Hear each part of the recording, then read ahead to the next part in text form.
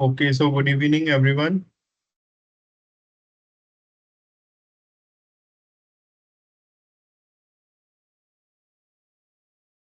I hope I'm audible and visible.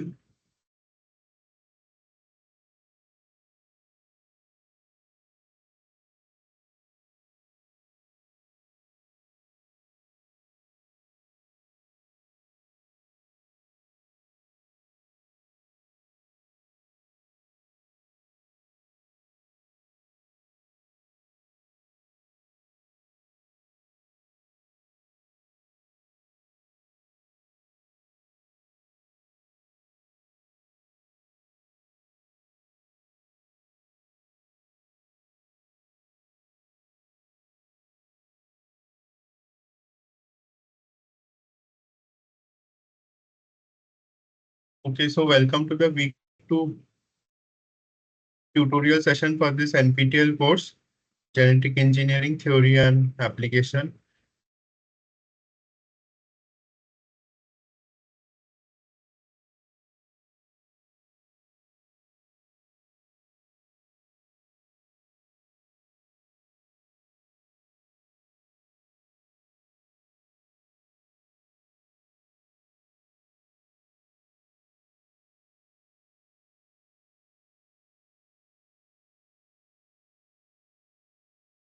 So I hope all of you have gone through the week two lectures.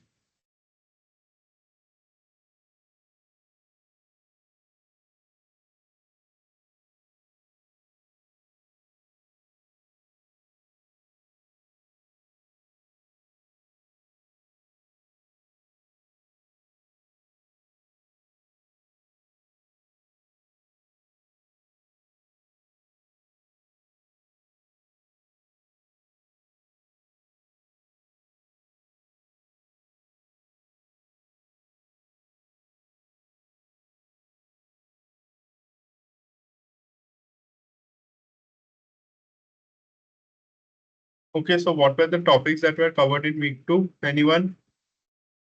Am I audible?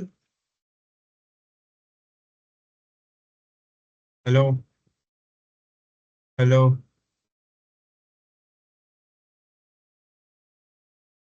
Okay, so in the week two, the topics that were covered were metabolism and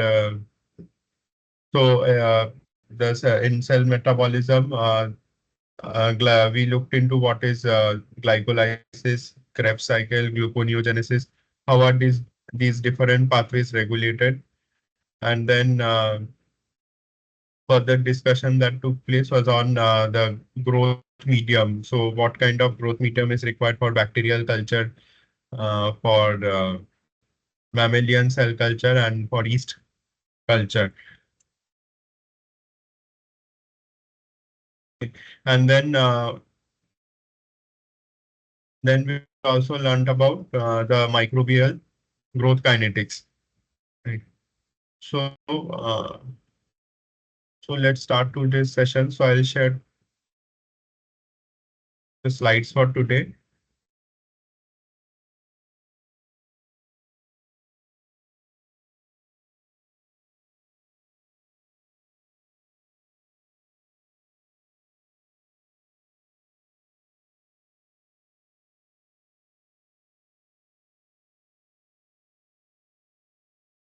Okay, so I hope the screen is visible to all. Okay, so hello everyone. I'm Akashjyoti Pathak. I am one of the PMRF TAs for this NPTEL course, Genetic Engineering. And this course is being run by Professor Vishal Trivedi of IIT Guwahati. So would anyone like to summarize what all were covered in week two? What were the topics, and is there any particular area that was not understood, or that in which you have any doubt? Okay, so let's start then. The topics that were covered in week two were the carbohydrate metabolism mainly. So glycolysis, Krebs cycle, gluconeogenesis, oxidative phosphorylation. Then we we learnt about the cell culture media. So for bacterial culture, yeast culture, mammalian cell culture, what are the different components must be present in the media, right? And um, so how these differ among each other, and microbial growth kinetics. We learned about the three phases of bacterial growth curve. So we learned about the growth curve, that is the lag phase, log phase, stationary phase, and death phase. So carbohydrate metabolism, anyone who can just give a brief overview what is glycolysis, Krebs cycle, all these different metabolic pathways we have been reading since class 9, 10, isn't it? So, so what is the glycolysis? What is Krebs cycle? Okay, so we will deal with each topics one by one, and also we will solve a few questions, model questions, so that if you have any doubt, those can get cleared. Okay. So, starting with glycolysis. So glycolysis, for glycolysis, the main substrate is what? It is glucose, right? Anything that we take, the carbohydrate diet that we take in, be it rice or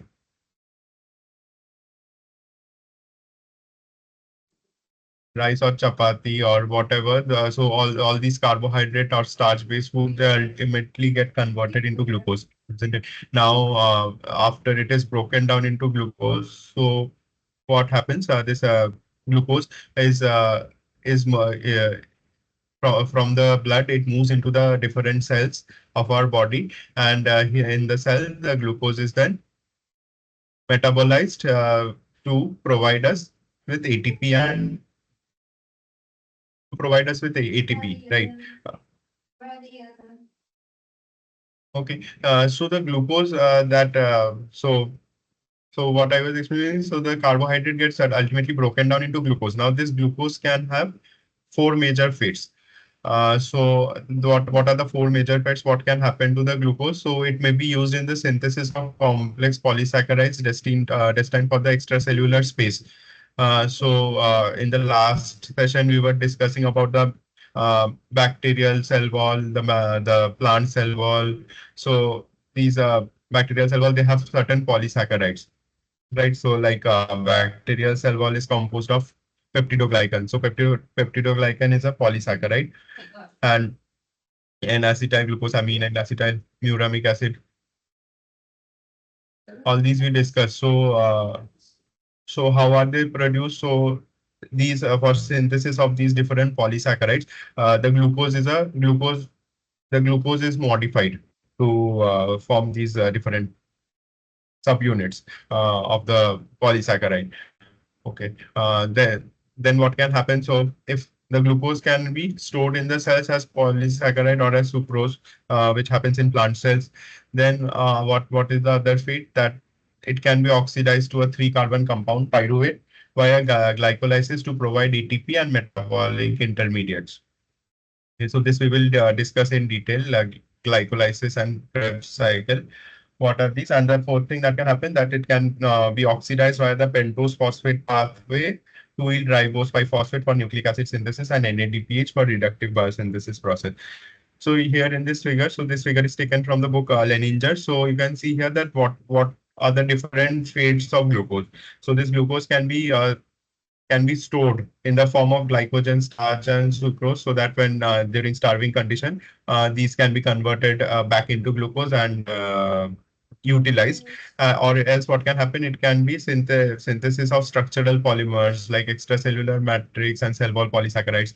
All these have the components of the cell wall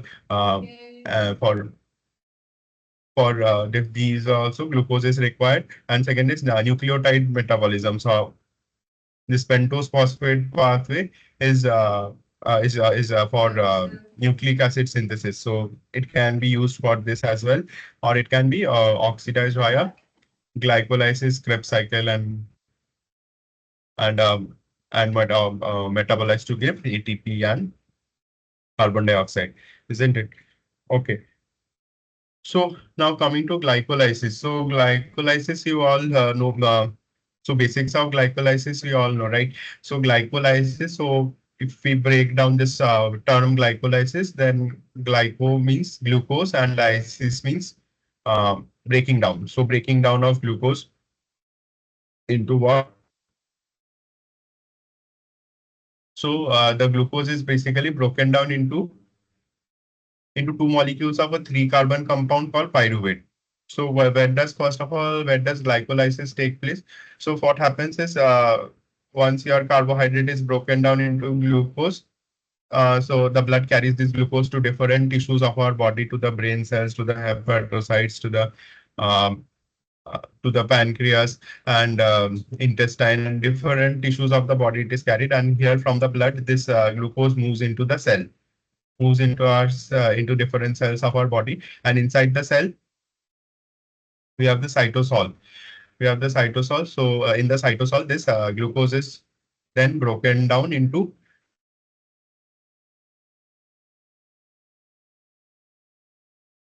molecules of this pyruvate, three carbon compound. Okay, pyruvate. Okay, so so all the enzymes which are involved in the glycolysis, they are present where? They are present in the cytosol. Okay, so it is a 10-step pathway, isn't it? It is a 10-step pathway. So now this glycolysis is, so if you count the number of steps, so this is the first step, glucose to glucose 6-phosphate, and glucose 6-phosphate to fructose 6-phosphate, fructose 6-phosphate to fructose 1,6-bisphosphate. This is the fourth step, fructose 1,6-bisphosphate to dihydroxyacetone phosphate and glyceraldehyde 3-phosphate.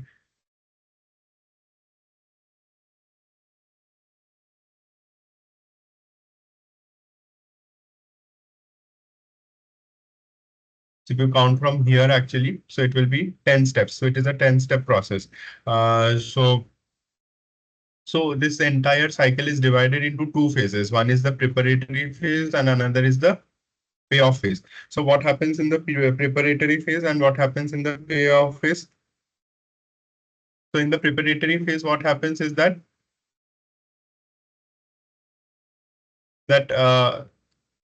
from glucose, reactive phosphate intermediates are formed.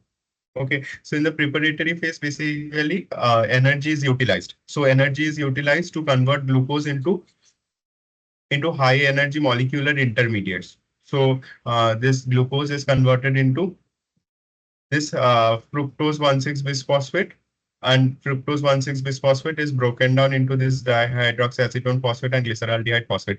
So till this step, so conversion of this glucose into two molecules of glyceraldehyde 3-phosphate, this is called the payoff phase, because in this phase ATP is required. Okay, ATP is required. And then after this high energy phosphate intermediates are obtained, then these are broken down in the payoff phase. And in the payoff phase, the energy that was stored in this phosphate intermediates, they are released as ATP, or they are stored in the form of NADH. So NADH, these are the reducing equivalents. So the energy either gets stored as ATP or it gets stored in the form of NADH. And what happens to this NADH, we will discuss in oxidative phosphorylation.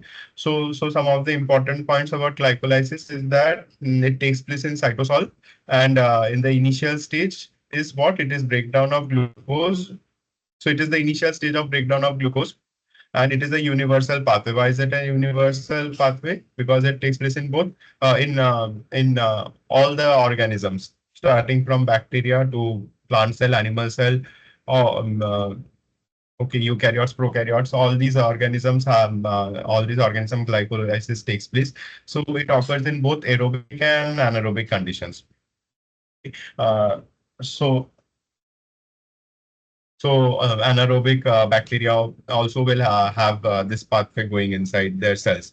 So the what happens is glucose is broken. Ultimately, what is happening in glycolysis is glucose is breaking down into two molecules of this three-carbon compound. So pyruvate is a three-carbon compound, and in here what there is net gain of two molecules of ATP.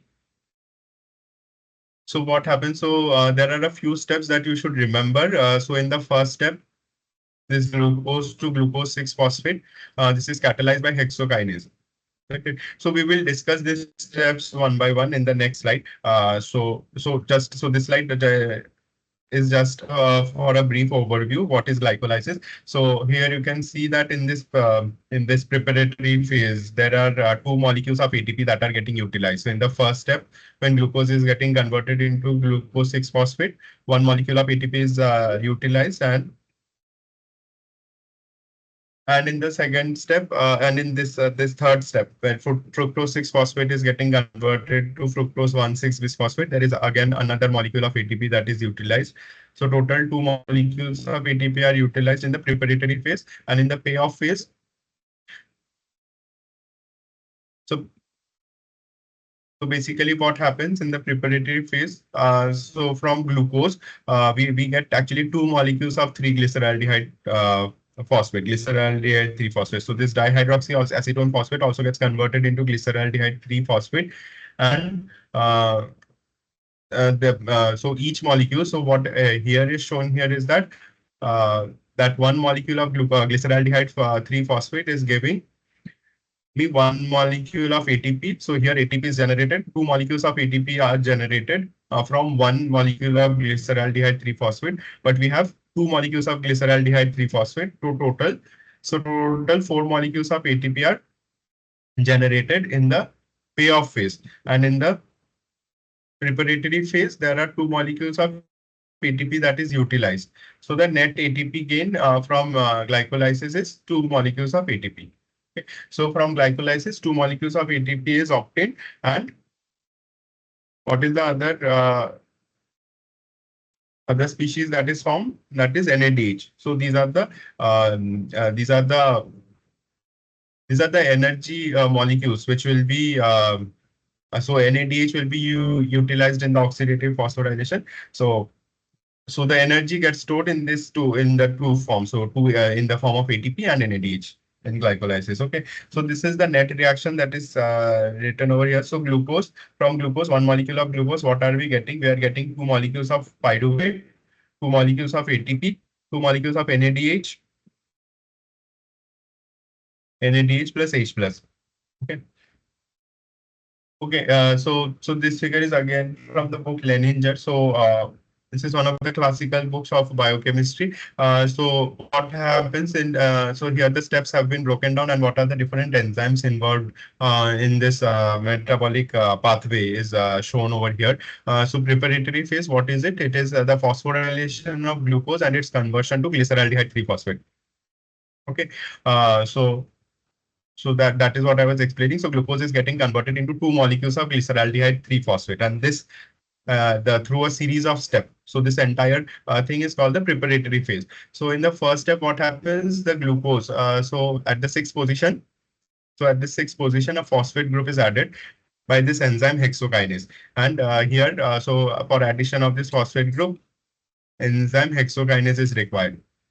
Uh, okay, and the ATP molecule, basically this ATP, the phosphate group. So one of the phosphate group from this ATP is transferred to the sixth position of the glucose.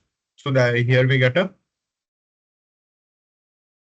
phosphate group at the sixth position, and then in the next step, glucose 6-phosphate is converted to fructose 6-phosphate. So the enzyme that is required is phosphohexose isomerase.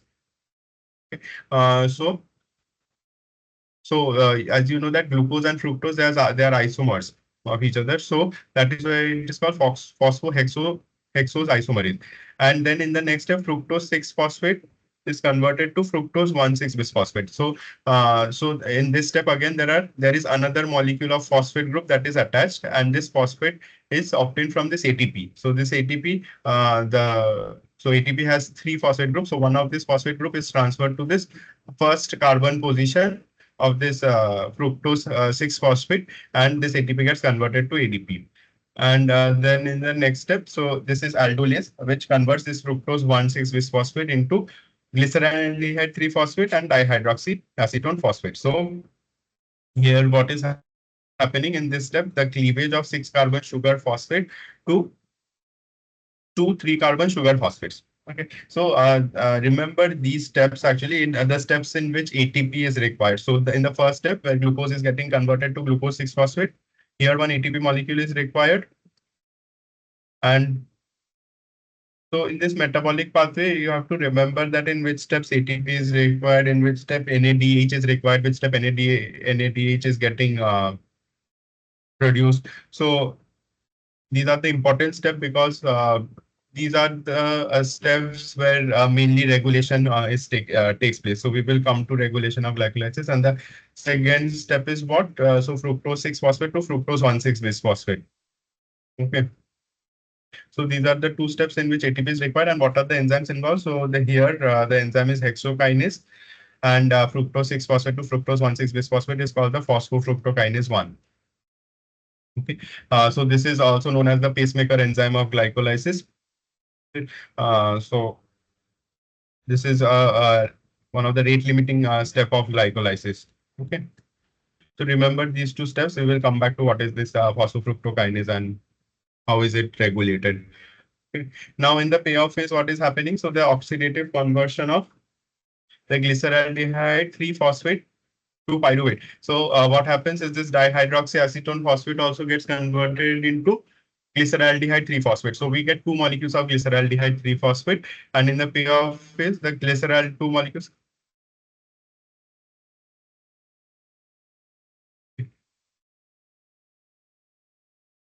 So in case you anyone has any doubt in any section, then please stop me and let me know.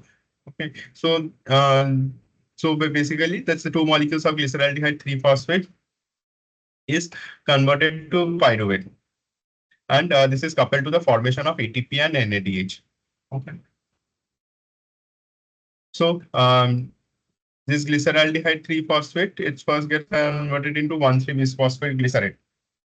Okay, so aldehyde getting converted into an acid. So this is an oxidation step, and for oxidation to take place, what happens? Reduction, it is coupled to reduction. So this NAD plus gets reduced to NADH, and this glyceraldehyde 3-phosphate gets oxidized to 1,3-bisphosphoglycerate. In this step, we get one molecule of NADH, but there are two molecules of glyceraldehyde, so we get two molecules of NADH. Okay, and then in the next step, 1,3-bisphosphoglycerate gets converted to 3-phosphoglycerate. So this is the substrate level phosphorylation.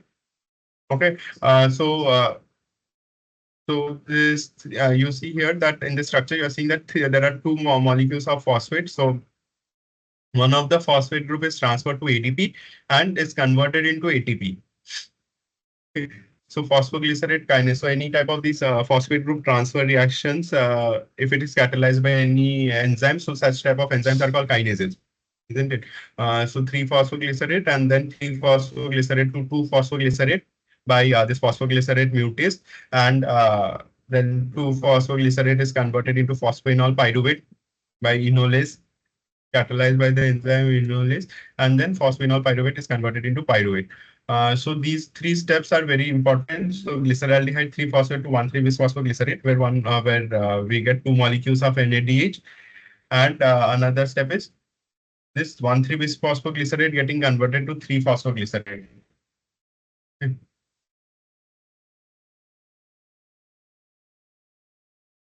And also a step where water is released. Sometimes such questions come. So this is the ninth step of the glycolysis where 2-phosphoglycerate gets converted into phosphoenol pyruvate.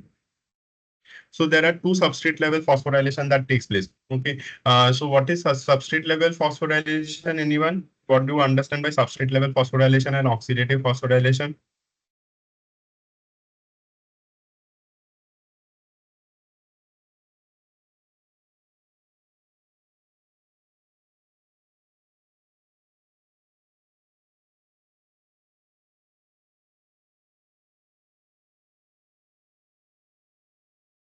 Basically, substrate level phosphorylation means that if your phosphate group is transferred from your substrate to the ATP molecule.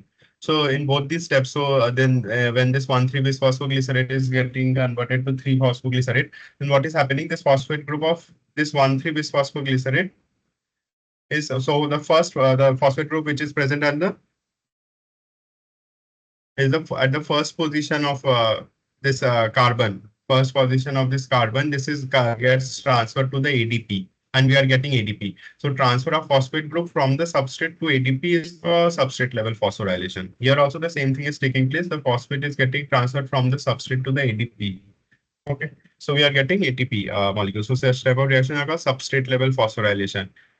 Now, regulation, coming to regulation of glycolysis. So there are these the four enzymes, the four steps where regulation takes place. So regulation is taking place at this step. At the first step, where glucose is getting converted to glucose 6-phosphate, catalyzed by the enzyme hexokinase. In the uh, then in the glucose 6-phosphate being converted into no, not glucose 6-phosphate. So this step, fructose 6-phosphate getting converted to fructose 1,6-phosphate, bisphosphate by this phosphofructokinase. Here also regulation takes place.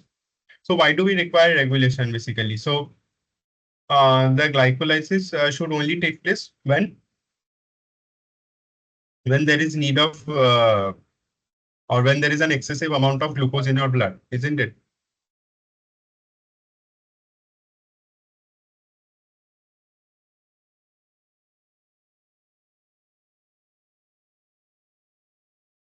So when the glucose levels in the blood are is very high, then what should happen? The glucose needs to be utilized utilized by various cells of the body, um, or else what will happen? Hyperglycemic conditions will take place, and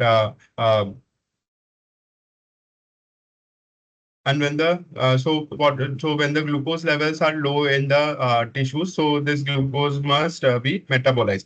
Uh, so there must be a regulation that should be taking place. That when the glucose levels are low in the or when the glucose levels are very high in the blood, only then this glucose uptake take place and this glucose gets converted. Or when there is required of energy, the glycolysis starts taking place. So in rapidly exercising tissues, right, glycolysis should take place. So it is regulated. So there are three reversible reactions catalyzed by hexokinase, phosphofructokinase 1, and pyruvate kinase, where regulation takes place. So so basically, so one thing that you should always remember, that when is glycolysis required? So glycolysis will be required when the ATP levels are low, right? So when the ATP levels are low, when the NADH levels are low, only in the cell, then glycolysis is required. So if ATP and NADH are low, then it stimulates or it activates or it allos.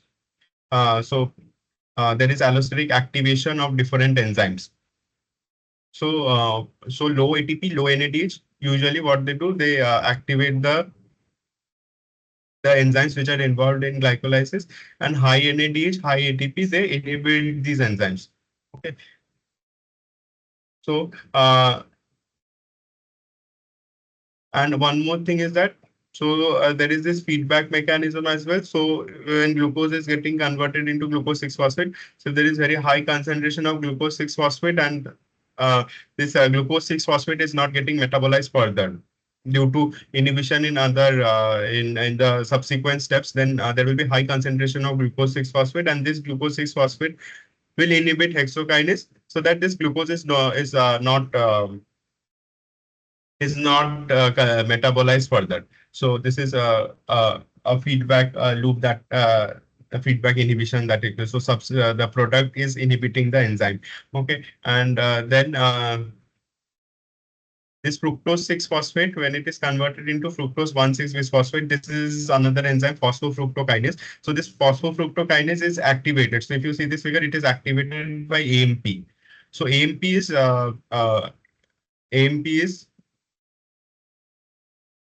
adenosine monophosphate. So if adenosine monophosphate levels are high, then it will activate the phosphofructokinase, and another another product, this fructose 2,6 bisphosphate also activates the phosphofructokinase, but ATP, so as I was mentioning, ATP and citrate, these are the allosteric inhibitors of phosphofructokinase 1. Okay. Then another, this the last step of glycolysis, this phosphoenol pyruvate getting converted into pyruvate, which is being catalyzed by this enzyme pyruvate kinase. So this fructose 1,6 bisphosphate, what will it do? Fructose 1,6 bisphosphate will activate pyruvate kinase, but acetyl-CoA and acetyl-CoA and ATP, they inhibit the pyruvate kinase.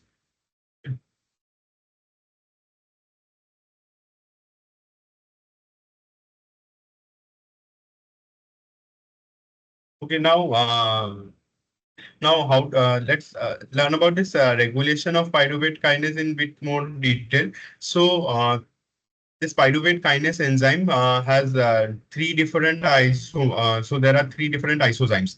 Okay, so there is one L form of pyruvate kinase which is present in the liver, and there is an M form of pyruvate. So these are isozymes. So the M form is present in the muscles and other glycolytic tissue. So what happens is, so when the when the glucose levels are low, what will happen? And when the glucose levels are high, what happens? So when is glucagon released and when is insulin released? So when the glucose levels are high, then which hormone is released? Insulin. Okay. Insulin is released, so the glucose levels, if that is present in the blood, that can be utilized and stored in different liver tissues and metabolized. But if the glucose levels are low, then glucagon is released by the pancreas, right? So the islets of Langerhans, they produce these two different enzymes. So what happens when this glucagon is released? This glucagon basically activates the pyruvate kinase A. And so basically this is not pyruvate kinase, this is protein kinase A. So this protein kinase A is another enzyme which what it does, it transfers the phosphate group from ATP onto the pyruvate kinase. So once this phosphate group is transferred to this pyruvate kinase by this protein kinase A, then this pyruvate kinase gets inactivated. Okay, this pyruvate kinase gets inactivated, and so once this pyruvate kinase gets inactivated, then what will happen? The phosphoenol pyruvate will no longer get converted into will not get converted into pyruvate. So, so why this mechanism takes place in liver only? So, when the glucose levels are low, then what must happen, that the stored glycogen in the liver must get converted into glucose, and the body does not want the liver to utilize the glucose. So so the glucose must not be utilized by the liver when the glucose levels are low. So that is why to inhibit the glucose utilization by this liver, this pyruvate kinase is inactivated, and this glucose is made available to the other tissues of the body. Okay. So, but so in all other glycolytic tissues, what is happening? This pyruvate kinase is remaining active, and this pyruvate kinase, it is shown here, this pyruvate kinase is activated by this fructose 1,6 bisphosphate, and it is inhibited by ATP, acetyl-CoA, and long-chain fatty acids. So, so these are the different intermediates which are produced in the TCA cycle, or the citric acid cycle. So, when the levels of acetyl-CoA, long-chain fatty acids, and ATP are very high, then then there is no need of breaking down the glucose further, or there is no need of Krebs cycle basically. So that is why it is inhibited at this step itself. So pyruvate kinase. And alanine pyruvate can get converted into alanine by this transamination, and this alanine is also a allosteric inhibitor of pyruvate kinase. So alanine, ATP, acetyl-CoA, long chain fatty acid. These are all inhibitors of pyruvate kinase, while fructose 1,6-bisphosphate is an activator of allosteric activator of pyruvate kinase. Okay, so if you understand it logically, then this is very easy to understand. So whenever the levels of substrate in the downstream reaction. So in the downstream reaction in the TCA cycle, all these different intermediates are formed, acetyl-CoA, long chain fatty acid, these are formed. So if these levels are very high, then there is no need of producing this further. So that is why so that is why this feedback inhibition task starts taking place, and it inhibits um, the enzyme, so that this pyruvate, this phosphoenol pyruvate is not converted into pyruvate, and the further steps of this TCA cycle of the citric acid cycle does not take place. Okay.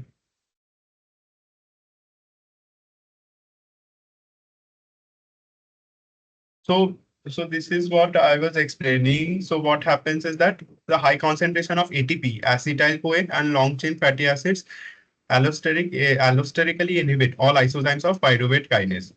Okay. So these are the intermediates which are produced. So these are basically signs of abundant energy supply. So when the energy supply is very high, when there is already enough ATP in the cell, then there is no requirement of producing more ATP. So that is why the high ATP acetyl-CoA long chain, they will inhibit the pyruvate kinase, and allosteric activation is done by this fructose 1,6-bisphosphate. Okay. So fructose 1,6-bisphosphate is an allosteric activator of pyruvate kinase. So remember this. So the liver isozyme, which is the L form, and the muscle isozyme is the M form. So the liver isozyme, but not the muscle isozyme, is subjected to further regulation by phosphorylation. Okay, so remember this, that in the muscle, the pyruvate kinase isozyme that is present, which is called the M form, that is not it's regulated by phosphorylation. Only the liver isozyme is regulated by the phosphorylation. So when the blood glucose level is low, what will happen? The pancreas will release glucagon, and this glucagon will what will it do? So once the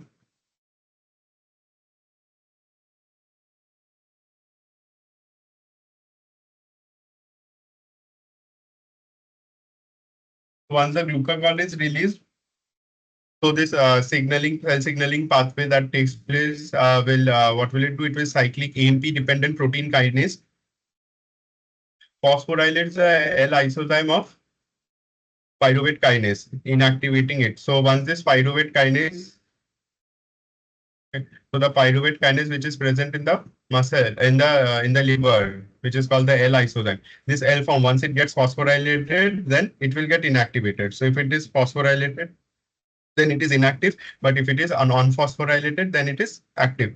When the glucagon level drops, so once the glucagon level drops, the protein phosphatase dephosphorylates protein kinase, activating it. So here you see in this figure. So this is protein phosphatase, and this is pyruvate kinase, protein kinase A. So this protein kinase A, what will it do? It will transfer the phosphate group from ATP to pyruvate kinase and make it inactive. While when the glucagon levels are low, then this phosphate group will be removed, and again the enzyme will become active. Activity. So this slows the use of glucose as well in liver, sparing it for export to the brain and other organs. So that is what I was trying to explain, that if the glucose level in the body is low, then the stored glycogen which is present in the liver, that must get utilized. Okay. So so by this regulation, what is happening? The liver is inhibited from utilizing the glucose by itself, and the glucose is instead exported to brain and other organs. Okay, so the muscle lysozyme is not affected by this phosphorylation mechanism. Now, coming to the phosphofructokinase 1. So there are a couple of questions which come from this regulation pathway of this glycolysis. So, so it is important to understand the various allosteric activators and inhibitors of these enzymes. Okay. So the phosphofructokinase one, you remember, right? So when is this enzyme required? So when this fructose 6-phosphate gets converted into fructose 1,6-bisphosphate. So at this step, your PFK1 is required, phosphofructokinase 1. So for all these different enzymes, one thing is common is that if your ATP is high, if the ATP is high, then there is no need of synthesis. Then there is no need of synthesis of more ATP. So there is no need of the further steps of the glycolysis. So ATP, what will it do? ATP will inhibit the phosphofructokinase 1 while if the energy levels are low. So AMP, ADP, these are signs that the energy levels in the cell is low. If so, this will activate the phosphofructokinase 1. Citrate, similarly, citrate is will also what will it do? It will also inhibit phosphofructokinase 1 because as we will see that citrate is produced during the citric acid cycle. So if your citrate levels are high, it means that the ATP levels are high as well because the Krebs cycle is taking place. So citrate will inhibit phosphofructokinase 1 as well. And an activator is fructose 2,6-bisphosphate. Okay, so so in this figure, what has been shown is that this fructose 6-phosphate gets converted to fructose 1,6-bisphosphate by this enzyme phosphofructokinase 1, and here ATP is required and ATP gets converted into ADP. Okay. Now this phosphofructokinase 1 is activated by fructose 2,6-bisphosphate. Okay, and so how did we get this fructose 2,6-bisphosphate?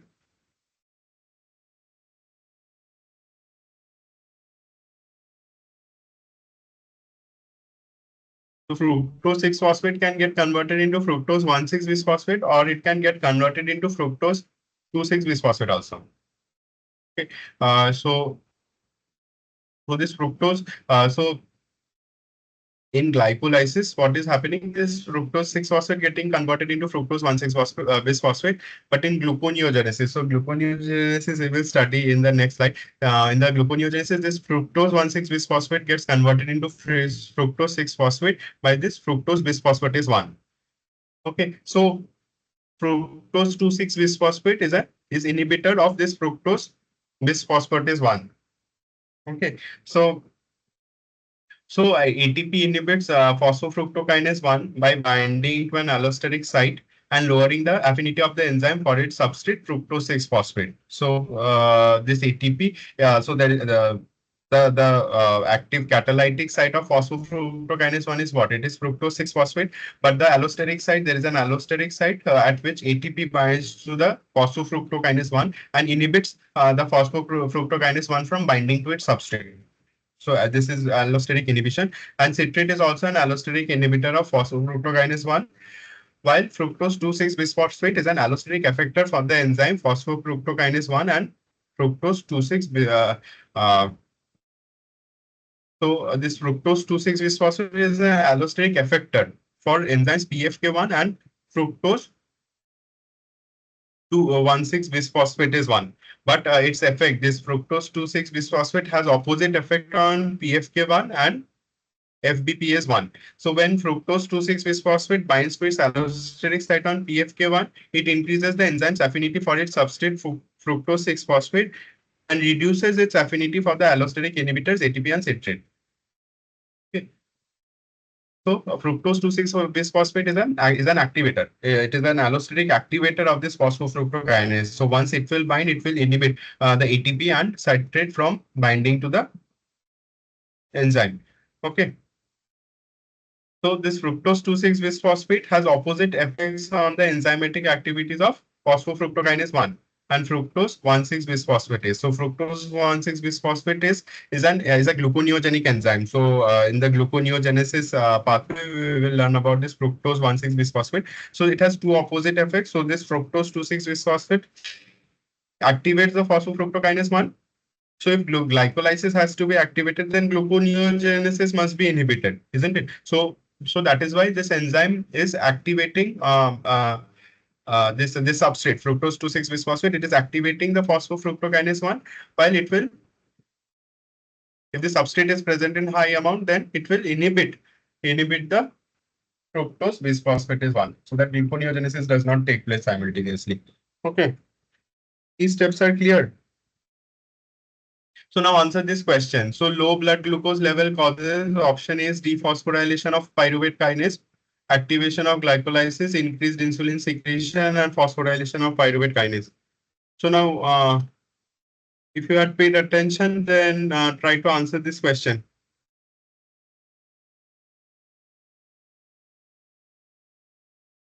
So just now I explained the how this pyruvate kinase enzyme is regulated, isn't it?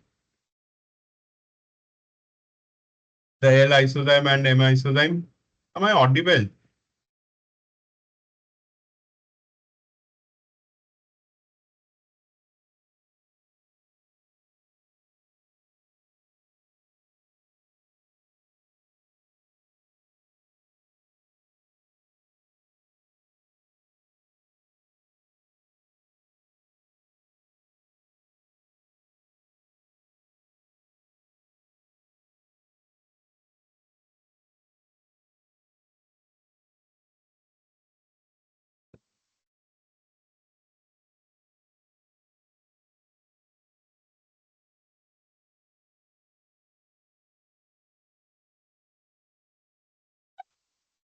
Hello,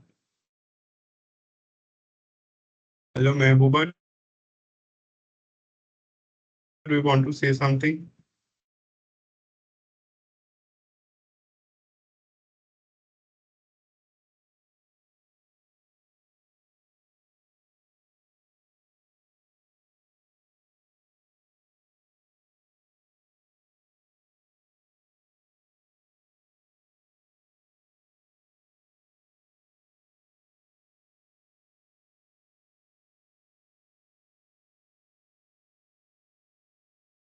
So what will happen when the blood glucose levels are low? So when the blood glucose levels are low, the glucagon will be released.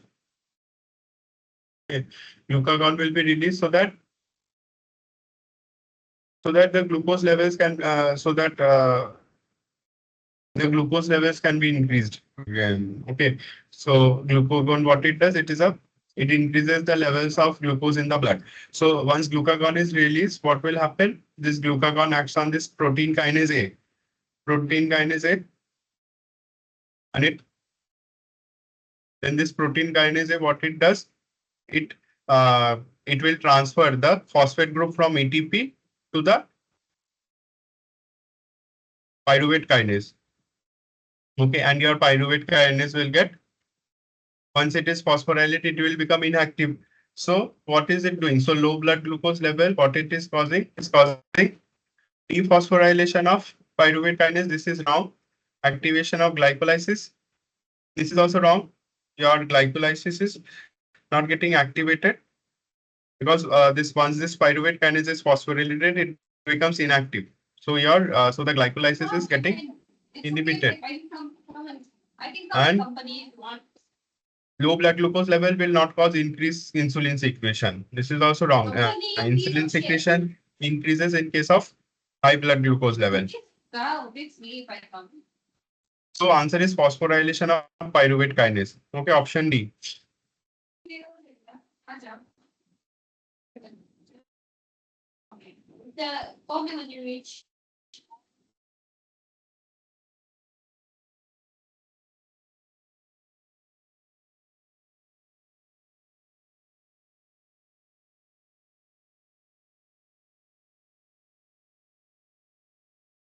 Okay, I hope this question is clear. Now answer this question. So this is a very easy question. The molecule that is the primary energy carrier in the cells, what is it?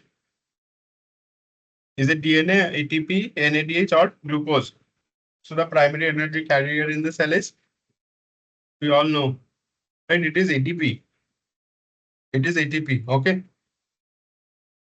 So ATP is the primary energy carrier in the cell because it contains high energy phosphate bonds that release energy when hydrolyzed. So the energy that is released during any metabolic step, that gets stored in the high energy, in the high energy bonds of this or the phosphoanhydride bonds which is present in the ATP molecule. So when this phosphoanhydride bonds are broken, then this energy is released and it can be utilized as and when required. Okay, so this energy is versatile and efficiently powers various cellular processes, including muscle contraction and active transport, right? And ATP small size and solubility facilitates its rapid distribution within cells, while its levels are tightly regulated to meet metabolic needs. The combination of efficiency, versatility, and regulation makes ATP an ideal currency for cellular function. Okay, so we all know this because this ATP has a high, and it has so hydrolysis of ATP produces releases a lot of free energy, and this free energy can be utilized to can be coupled to for the synthesis of or conversion of one reactant to the other. Okay. Now, the precise biochemical role of hexokinase in committing glucose to the glycolytic pathway. So, hexokinase, where was it? Where did we study about this enzyme hexokinase? So, hexokinase is required in the first step of glycolysis, right? So, for the conversion of glucose to glucose 6 phosphate. So, for the conversion of glucose to glucose 6 phosphate, this requires what? It requires ATP. And in this step, the enzyme hexokinase is required. So, hexokinase. So, why is this step important? So, what happens is, so you read the options first. So, it establishes the metabolic barrier, preventing glucose from entering glycolysis. Option B is it forms a stable enzymatic complex with glucose, ensuring metabolic integrity.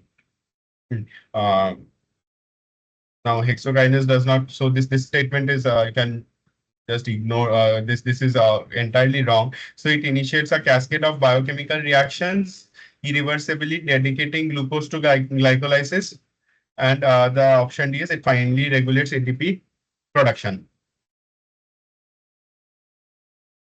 So option is so basically I will tell you the logic or the concept of this question. So what happens is so once this glucose is uptaken by the cell, so there are different glucose transporters which are expressed in the brain cells, in the hepatic cells, in the muscle cells, in the adipose tissues. So there are different isozymes of these glucose transporters that are expressed, and these glucose transporters will helps in the transport of glucose from the blood into the cell. And once this glucose is transported into the cell, in the cytoplasm, we have this hexokinase enzyme which converts this glucose to glucose 6 phosphate. So once this glucose 6 phosphate is formed, then this glucose 6 phosphate uh, cannot be removed from the cell because there is no transporter or no channel protein which can allow the transport of glucose 6 phosphate back from the cell into the blood. Okay, so this glucose 6 phosphate is once this glucose gets converted to glucose 6 phosphate, it this statement it irreversibly dedicates the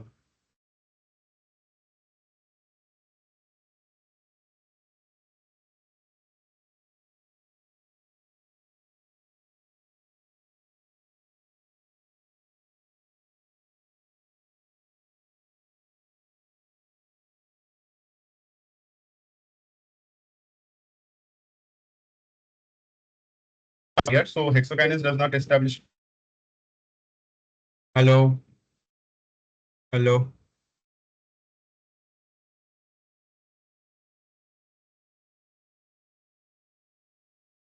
Okay, so statement A is false because it establishes a metabolic barrier. It does not establish a metabolic barrier preventing glucose from entering glycolysis.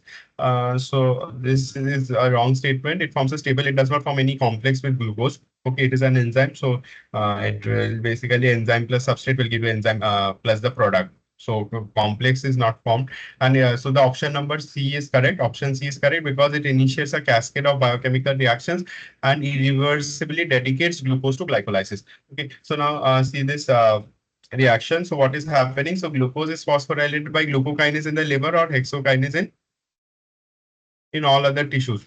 Okay, so in your liver, you have a different isozyme of hexokinase, which is glucokinase. Now, there are different Km values of these enzyme and what are the different role of these two enzymes that that you can read in your in biochemistry. These concepts we need must be covered in much detail. But what happens is basically the phosphorylation reaction of glucose to produce glucose 6-phosphate marks the molecule for glycolysis, and the phosphate group of ATP is transferred to glucose to form glucose 6-phosphate. So this phosphate group from ATP is transferred to the glucose 6-phosphate, and now this glucose 6-phosphate cannot leave the cell, so it becomes destined for glycolysis. Okay. Now glycolysis is inhibited when so glycolysis, when will it be inhibited? When your ATP levels, when your NADH levels will be high in the cell, then there is no requirement of glycolysis. So option A, ATP by ADP ratio is low. So if ATP by ADP ratio is low, then what should happen? Then glycolysis should be activated. Okay, glycolysis should be activated. But here it is written that which of these will inhibit glycolysis. So this statement is false. Now concentration of fructose 2,6 bisphosphate is low. So what was fructose 2,6 bisphosphate doing? So if the levels of fructose 2,6 bisphosphate is low, then it inhibits glycolysis, isn't it? If the levels are high, so it is a fructose 2,6 bisphosphate is an allosteric activator of this phosphofructokinase 1. Just now we read about this fructose 2,6 bisphosphate. So if the concentration of fructose 2,6 bisphosphate is low, then glycolysis will be inhibited. So this is true, isn't it? Then NADH plus H plus by NAD plus ratio is low. So if this ratio is low, then glycolysis should be activated. So if ATP level and NADH level is low, then glycolysis should be activated. It should not be inhibited. So this statement is false. The option A, option C, both are false. And the concentration of sugar in the cell is high. If the concentration of sugar in the cell is high, then glycolysis should be activated. Okay. If the concentration of sugar is high, then we need to break down the glucose to synthesize ATP, isn't it? The glucose levels must get lowered. So this is also wrong. So only this option is correct. Okay. So this is we learned in detail in the previous slide, couple of slides. So fructose T26 phosphate, it is an allosteric activator of phosphofructokinase 1. So if your fructose 2,6 bisphosphate is high, then it will activate glycolysis. If it is low, it will inhibit glycolysis. So if it is level is high, it is activating the phosphofructokinase 1, and so it is an allosteric activator of PFK1, and the glycolysis is taking place. Okay. Now regulation of glycolysis. So this is taken from the lecture slide. So regulation of glycolysis. So this is basically the hormonal regulation of glycolysis. So there are two and methods of how this glycolysis is regulated. One is the hormonal, and another which we learned in the previous couple of slides, that the regulation can take place by enzymatic methods as well. Okay, so allosteric inhibition.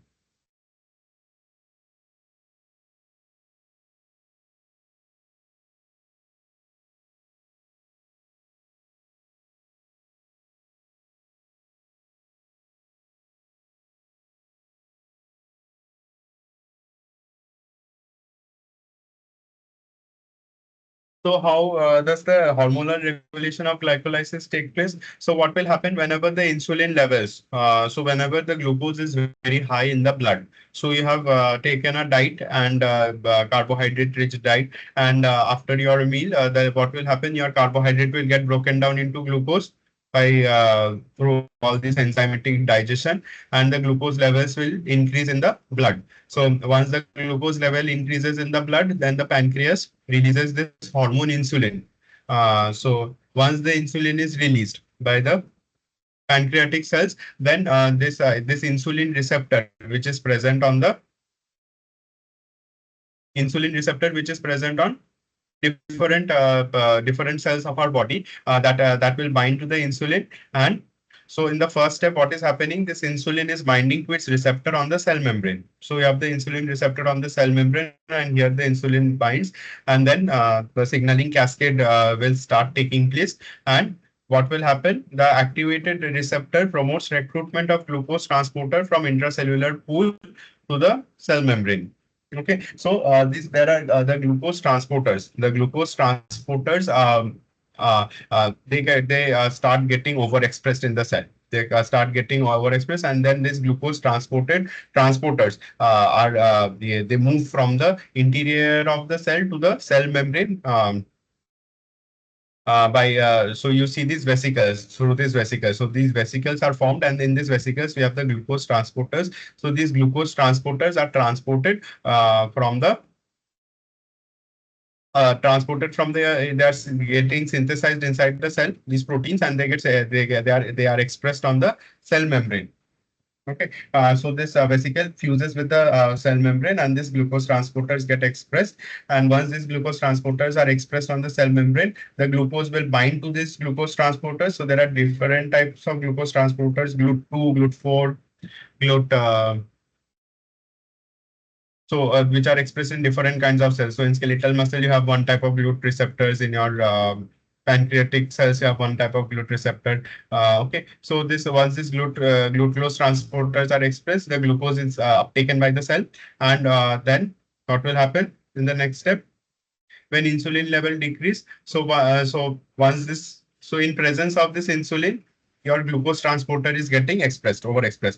But when your insulin expression is when the release of insulin is decreased, or level of insulin has decreased, then these glucose transporters, they're again recycled back into the cell. So when insulin level decrease, glucose transporter move from the cell membrane to intracellular storage pool where they can be recycled. So recycling takes place. Okay.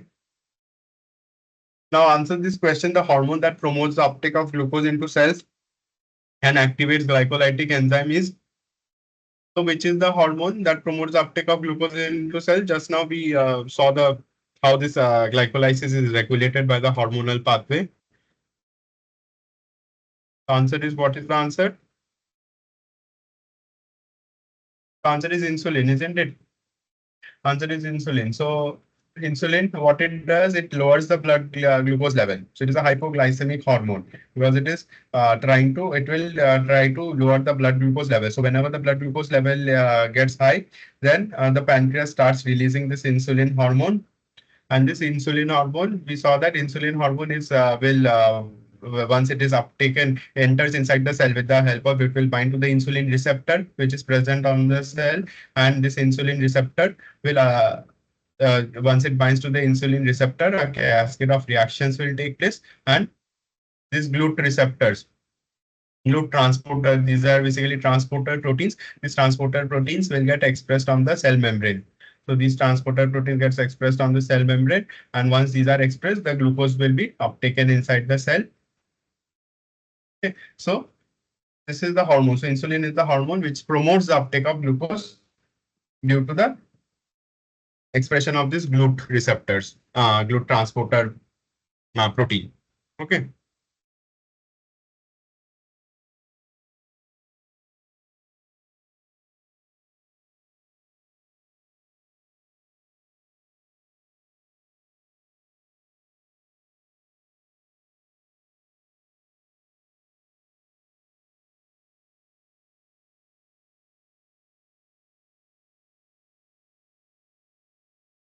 So this point is clear. Is this point clear?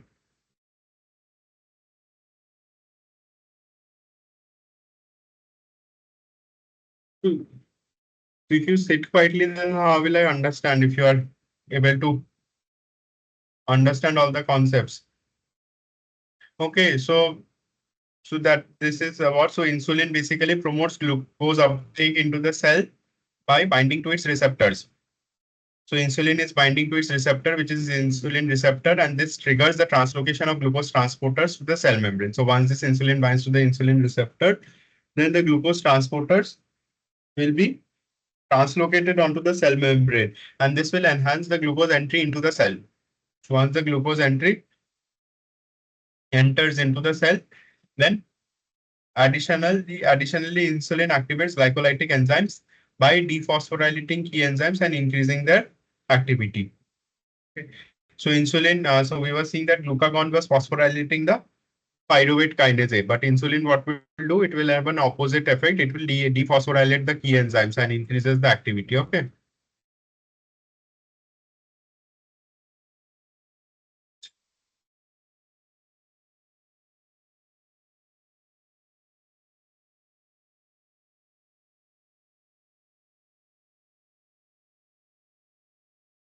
Okay, now answer the next question. So what is the next question? So what is the primary role of insulin in our body? What is the primary role of insulin in our body? So it breaks down glucose into smaller molecules for storage in the liver. It moves glucose from bloodstream into cells to produce energy, to transport oxygen to cells for respiration, to convert glucose directly into protein. Okay, so we know just now we were discussing, so insulin will act to lower the blood glucose level. So insulin will move glucose from the bloodstream into cells to produce energy. So the answer is option B. Okay, it will not break down glucose into smaller molecules for storage in the liver. So the breakdown of glucose is done by the various enzymes which are present in the which are involved in the glycolytic and the citric acid cycle. Okay. So insulin, what will it do? It will help in the uptake of glucose from the blood into the cells by the expression of these GLUT receptors, glucose transporter proteins on the cell membrane. Okay. So answer is option B. Now, insulin stimulates glycolysis primarily by inhibiting glucose uptake. Inhibiting glucose uptake is wrong, isn't it? Why will it inhibit glucose uptake? Because insulin will cause the expression of these GLUT transporter proteins on the cell membrane.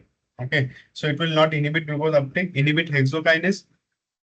Now it will not inhibit hexokinase as well because what is insulin trying to do? It is trying to lower the blood glucose level. So it is, in a sense, insulin is trying to activate glycolysis. Okay, so that the glucose levels gets lowered.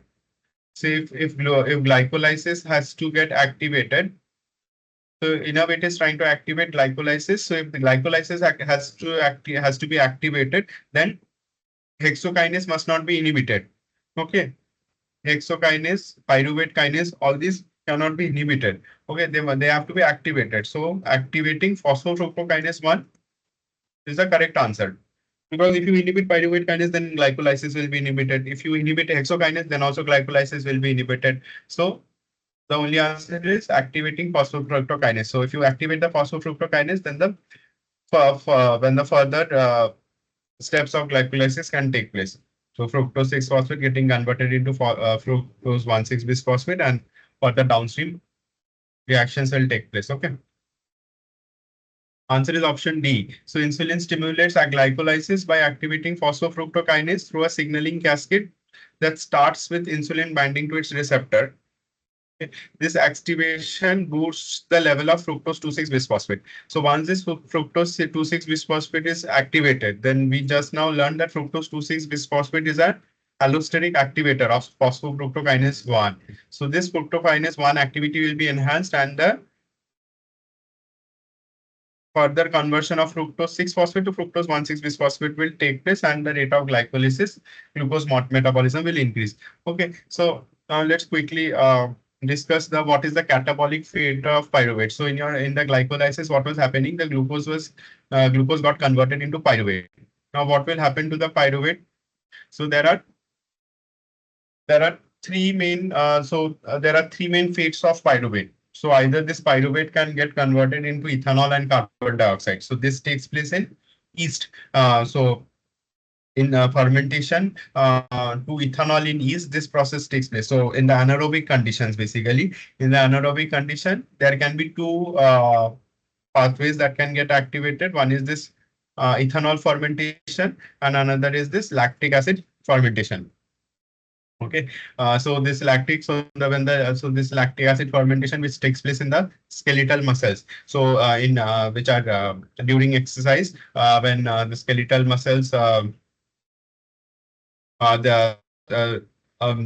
in the skeletal muscles, when the level of oxygen gets decreased,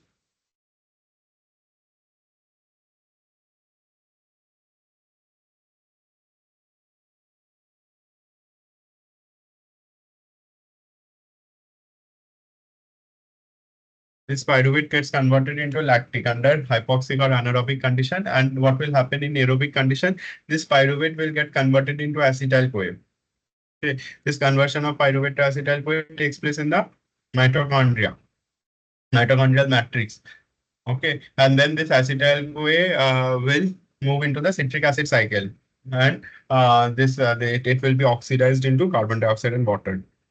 Okay. So in the aerobic conditions, what will happen? This pyruvate will the pyruvate will undergo the citric acid cycle.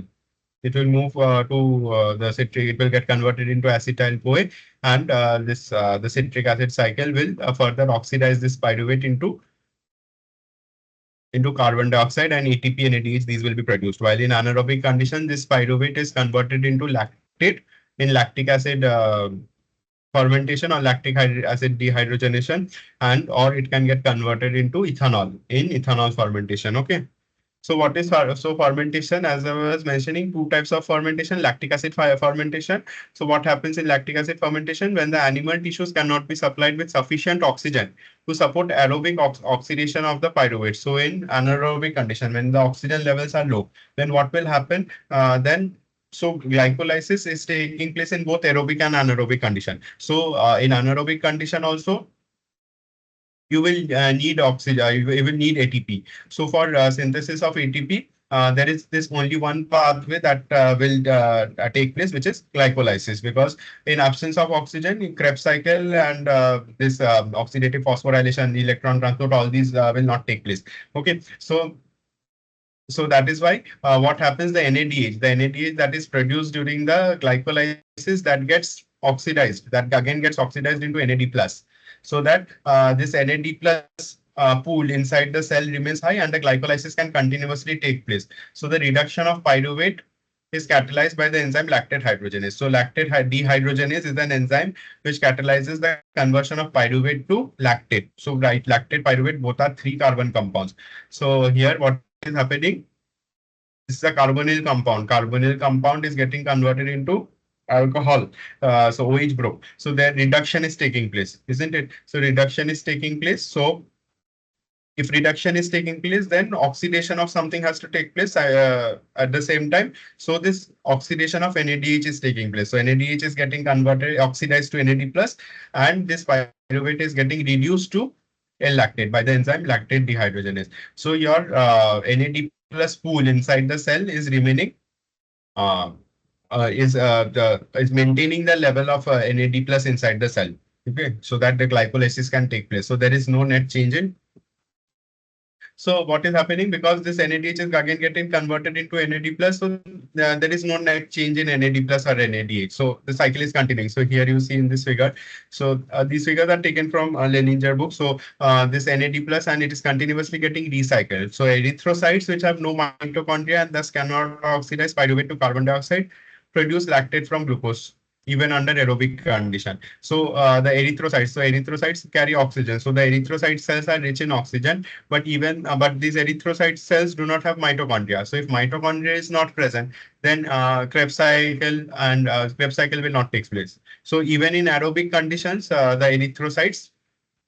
erythrocytes, lactate is produced. Okay. So lactate, it is not necessary that lactate will only be produced in anaerobic conditions. Lactate can also be produced in aerobic conditions as well as uh, as what happens in erythrocytes. Okay, so the lactate formed by now the lactate, what happens? So in active skeletal muscles also lactate gets formed. So when we are exercising heavily, when the level of oxygen gets reduced in these tissues, then what happens? It is the lactate will get formed. Now this lactate is What is the fate of this lactate then? So this lactate can be recycled. So it is carried in the blood to liver, where it is converted to glucose. So this is Cody cycle. Okay, so we'll read about this Cody cycle in biochemistry classes. So Cody cycle, what happens? Lactate is converted back into glucose by the liver, and then this glucose is then again utilized by different cells. Okay. Now, ethanol fermentation, which takes place in yeast, Saccharomyces cerevisiae, and these organisms. So here also what happens? So ferment glucose to ethanol and carbon dioxide. Okay, so rather than to lactate. So in lactate acid fermentation, pyruvate getting converted into lactate. In ethanol fermentation, pyruvate is getting converted into ethanol. Okay, that is all. So glucose is converted to pyruvate by glycolysis, and the pyruvate is converted to ethanol. And this takes place in two steps. So in the first step, this pyruvate gets converted to acetaldehyde by the pyruvate decarboxylase. Why is it pyruvate decarboxylase? So you see here, in this reaction, the carbon dioxide is released. Since carbon dioxide is released, it is a decarboxylation reaction. So in the first step, pyruvate gets converted into acetaldehyde by the enzymatic action of pyruvate decarboxylase. So this pyruvate decarboxylase requires several cofactors, Mg2 plus, thymine pyrophosphate. Okay, and then this acetaldehyde is converted into ethanol by alcohol dehydrogenase. Alcohol dehydrogenase. So here also the reduction is taking place, and reduction of acetaldehyde to ethanol coupled to oxidation of NADH to NAD+. So in the first step, pyruvate is decarboxylated in an irreversible reaction catalyzed by pyruvate decarboxylase, and in the next step, this acetaldehyde is converted into ethanol by alcohol dehydrogenase. Okay. The pyruvate decarboxylase is present in brewers and bakers yeast. So Saccharomyces cerevisiae and all other organisms that ferment glucose to ethanol, including some plants. So is it clear? Ethanol fermentation means this pyruvate gets converted into ethanol. And this is a two-step process. Pyruvate first gets converted into acetaldehyde, and then acetaldehyde gets converted into ethanol. So pyruvate to acetaldehyde by which enzyme? Pyruvate decarboxylase, and acetaldehyde to ethanol by alcohol dehydrogenase. Okay. Now, which of the following is not a result of anaerobic oxidation in yeast? Answer these questions quickly. Is not a result of anaerobic oxidation in yeast. Okay. Production of ethanol. So in yeast will have what? It will have alcohol fermentation, right? Ethanol fermentation. So ethanol fermentation will take place. So production of ethanol will take place is not. So the question is not. Okay. Conversion of pyruvate to lactic acid. So in yeast, pyruvate is not converted into lactic acid. Conversion of pyruvate to lactic acid takes place in the skeletal muscles and in the erythrocytes. Okay. Production of curd. Production of curd is also not a function of yeast. Okay.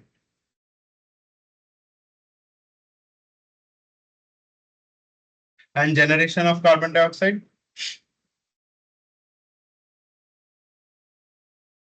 Generation of carbon dioxide. So the decarboxylase enzyme was involved, right? Pyruvate decarboxylase, which was converting pyruvate to acetaldehyde. So there is generation of carbon dioxide in the yeast in anaerobic oxidation. So option number C is correct. Okay.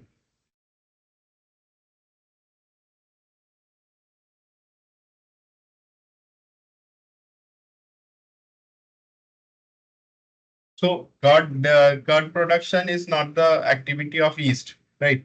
From yeast, what you get? So all the different the dosa batter, idli batter. So this is produced by the fermentation of the fermentation process which takes place in yeast, which produces this carbon dioxide and uh, produces carbon dioxide. So curd production is an activity of lactic acid bacteria, and it is not the function of yeast. And so it is driven by lactic acid fermentation rather than anaerobic oxidation. So these bacteria ferment lactose in milk into lactic acid, causing the milk protein to coagulate and form curd. So this process is distinct from fermentation that occurs in yeast. Okay. So pyruvate to ethanol or pyruvate to lactic acid can take place, but the curdling of milk, that is the activity of lactobacillus, which converts this the lactose which is present in milk into lactic acid. So these are easy questions. Now, the organism that commonly utilizes anaerobic oxidation to produce ethanol in industrial process. So just now we learned about the organism. So it is yeast. Yeast is in yeast. What is the name of the organism? It is Saccharomyces cerevisiae. Okay. So you all know about these are easy questions, isn't it? Saccharomyces cerevisiae, which is involved in ethanol fermentation. Okay.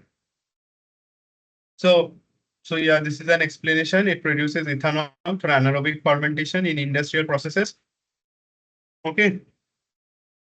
And the pyruvate is converted to acetaldehyde, subsequently reduced to ethanol by alcohol dehydrogenase with the regeneration of NAD+, allowing glycolysis to continue. This process also produces carbon dioxide and is widely used in industry to produce ethanol. So, okay, these are clear. Now, coming to gluconeogenesis. So, gluconeogenesis is what? So when glucose is required, so the synthesis of glucose from non-carbohydrate sources is gluconeogenesis. Gluconeogenesis. Genesis means synthesis, and neo means new, and glucose. So there is synthesis of glucose from new substrate or from non-carbohydrate substrate. Okay, that is called gluconeogenesis. So why is gluconeogenesis required? Why do you need to synthesize glucose? So when the level of glucose will be reduced. So when the level of glucose are less, then there are certain tissues in our body which requires glucose, very high amount of glucose for their activity. So that is what is explained here. So the brain, nervous system, red blood cell, testis, kidney, medulla, embryonic tissue mainly use blood glucose as well. They can only use blood glucose as well. They cannot use fatty acids and other metabolic sources. So the human brain alone needs 120 gram of glucose. So over half the body stored glycogen. So glycogen stored in muscles and liver may not always provide enough glucose, especially during fasting. So during fasting, your body glucose levels, blood glucose levels decrease. So during this step, what the glucose must be synthesized so that it can be supplied to the brain and other different tissues of the body. So when glycogen is depleted, organisms synthesize glucose. So when glycogen gets, so if glycogen is stored in the muscle and liver, then what happens? Glycogenolysis. So glycogenolysis is another pathway where we get glucose from glycogen, isn't it? But if the glycogen level has also depleted, then there needs to be synthesis of glucose molecules from non-carbohydrate sources, and this process is called gluconeogenesis, which converts pyruvate and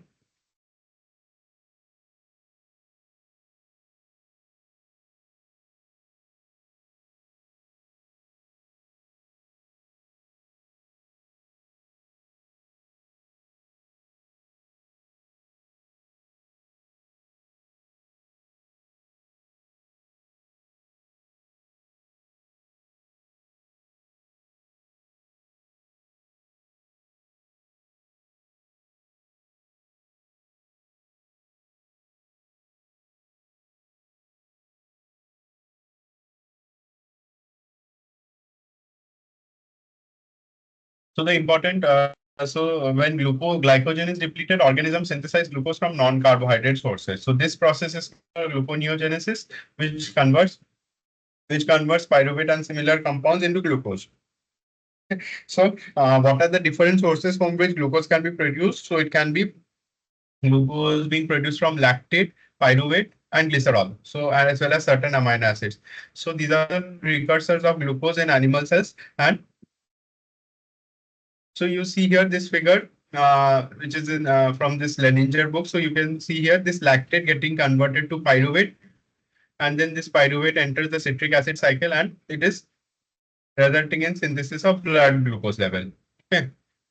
Then this glucose can be synthesized from, so glucose can be synthesized from lactate, it can be synthesized from triacid glycerols, or it can be synthesized from certain amino acids as well. So glucogenic amino acid, and it can be synthesized from 3-phosphoglycerate as well.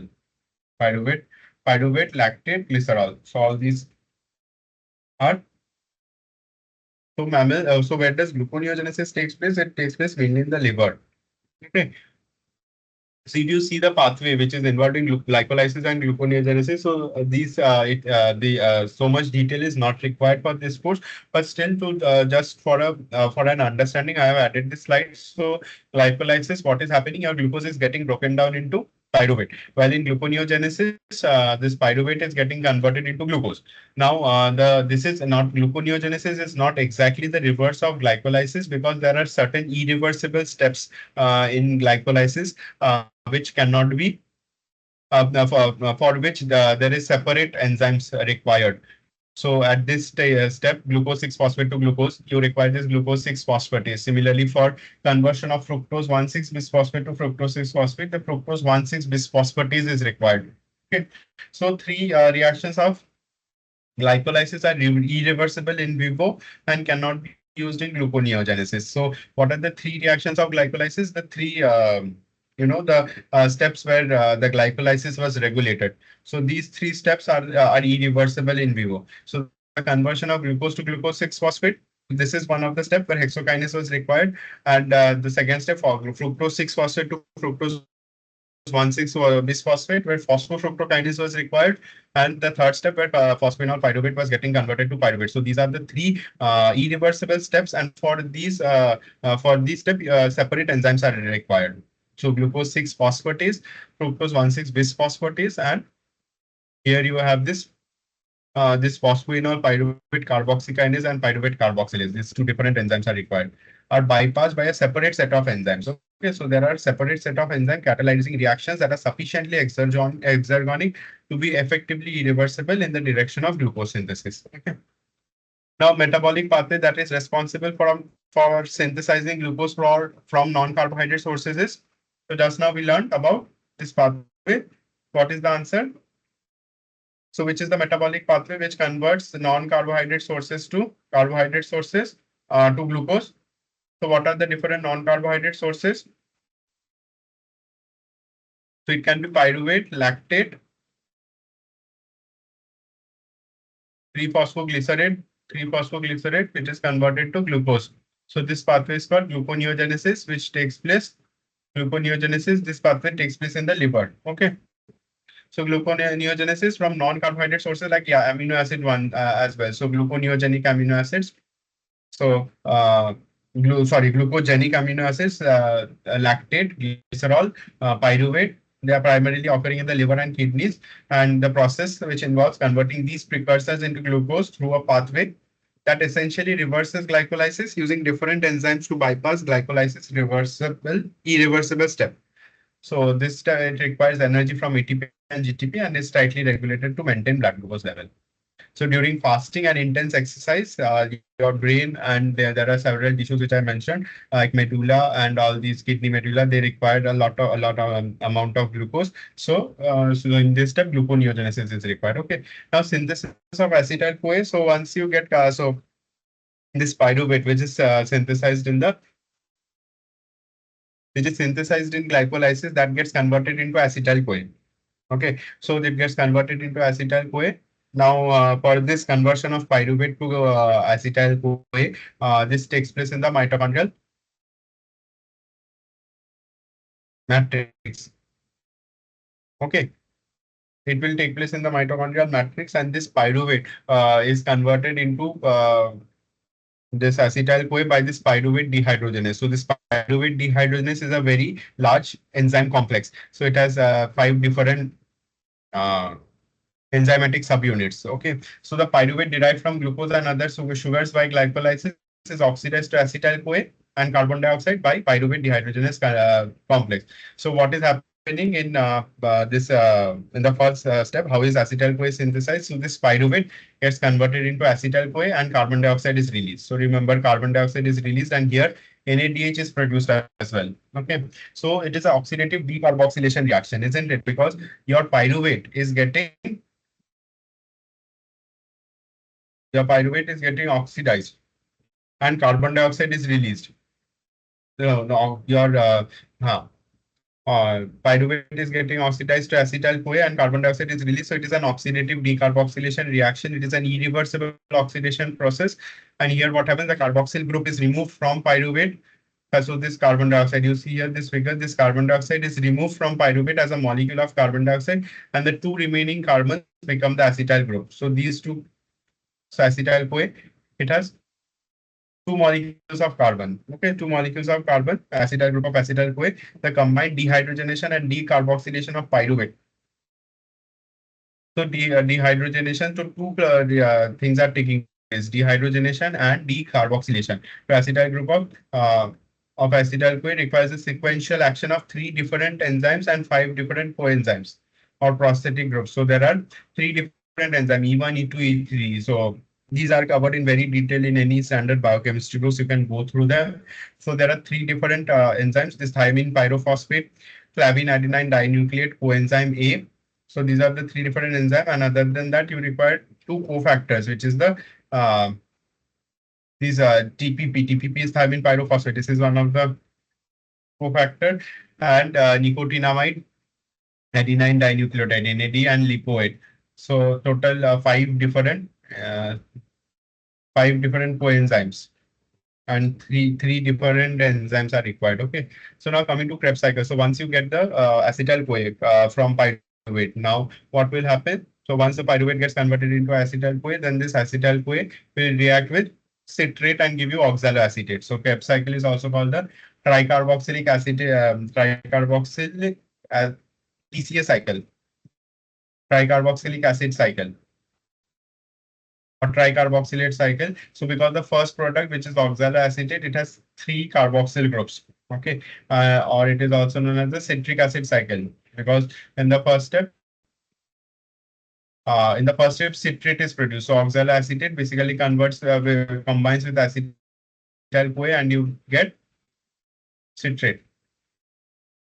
Okay, so this citrate is a has three carboxyl groups, tricarboxylate molecule. Okay, that is why it is a TCA cycle. So pyruvate is transported to mitochondria, converted into acetyl CoA, and this Krebs cycle will only take place in aerobic condition. Aerobic condition, what happens? Pyruvate is oxidized to carbon dioxide and water via the citric acid cycle. Now you need to understand the molecules of ATP that are produced. Okay, so if there is complete breakdown of glucose by glycolysis and citric acid cycle, so complete breakdown. So complete breakdown means what? Glycolysis followed by Krebs cycle, and so glycolysis followed by citric acid cycle will yield 38 molecules of ATP. Okay, so we will look into the ATP sheet in in the next few slides. So remember, the 30 molecules of ATP will be produced, and the citric acid cycle completes the oxidation of glucose to 6 molecules of CO2. So we have C6H12O6, right? So when this will be oxidized, it will give you 6 molecules of carbon dioxide, and 4 molecules of ATP are obtained directly from each glucose molecule. Okay.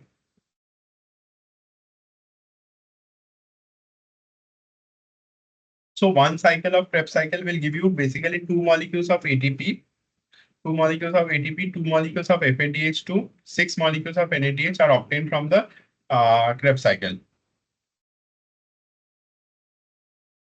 The energy derived from the breakdown of glucose comes from the reoxidation of NADH and FADH2, with the electrons being transferred through the electron transport chain to reduce oxygen to water. Okay. So look at this figure, okay? Then you will understand what is happening. So this is one cycle, Krebs cycle. So in one Krebs cycle, you are getting how many molecules of NADH? 3 molecules of NADH. Okay.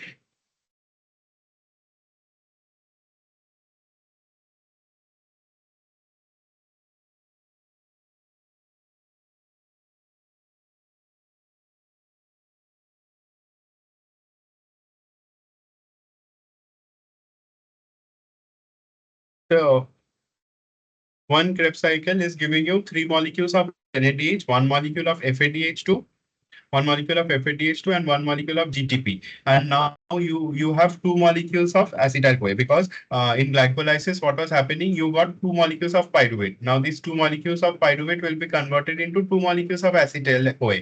Okay. 2 molecules of pyruvate will get converted into 2 molecules of acetyl CoA. So when 1 molecule of acetyl CoA is oxidized, then how many molecules of NADH we are getting? We are getting 3 molecules of NADH. Three molecules of NADH, one molecule of FADH2, and two this and one molecule of ATP. Okay. Now, since there are two molecules of acetyl-CoA, so everything will be multiplied by two. Okay. So you will get six molecules of NADH, two molecules of FADH2, and two molecules of ATP. Okay, so now if you calculate that total, how many molecules are of ATP are being produced? So if this NADH and FADH2, this will again further be oxidized in the electron transport chain. So during oxidative phosphorylation, one molecule of NADH, when it is oxidized, will give you three molecules of ATP. Okay, so that is why 6 into 3 will give you 18 molecules of ATP, and FADH2, how many? Four and two. And then in the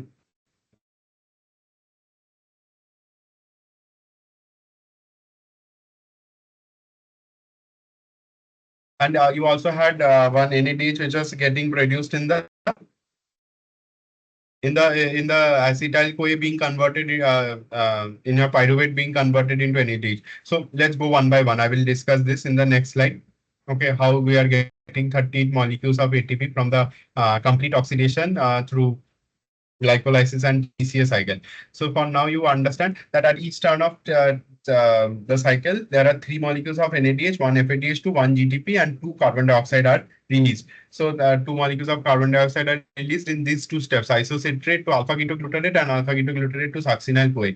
So here and in several this is one of the figure which is taken from Leninger. You will see here that there is a single arrow. They have shown through single arrow, but these are not. That does not mean that it is irreversible reaction. There are a couple of steps here where the reaction is reversible, but for simplification, it has been shown through a single arrow. Okay. So remember that three NADH, one FADH2, and one ATP or GTP. Okay, so this is the citric acid cycle again taken from this Leninger book. So here you see that first what is happening, acetyl CoA gets combines with oxaloacetate and you get citrate. So citrate, why is it called TCA cycle? You can see the structure of citrate. There are three carboxyl groups. That is why it is called a tricarboxylic acid cycle.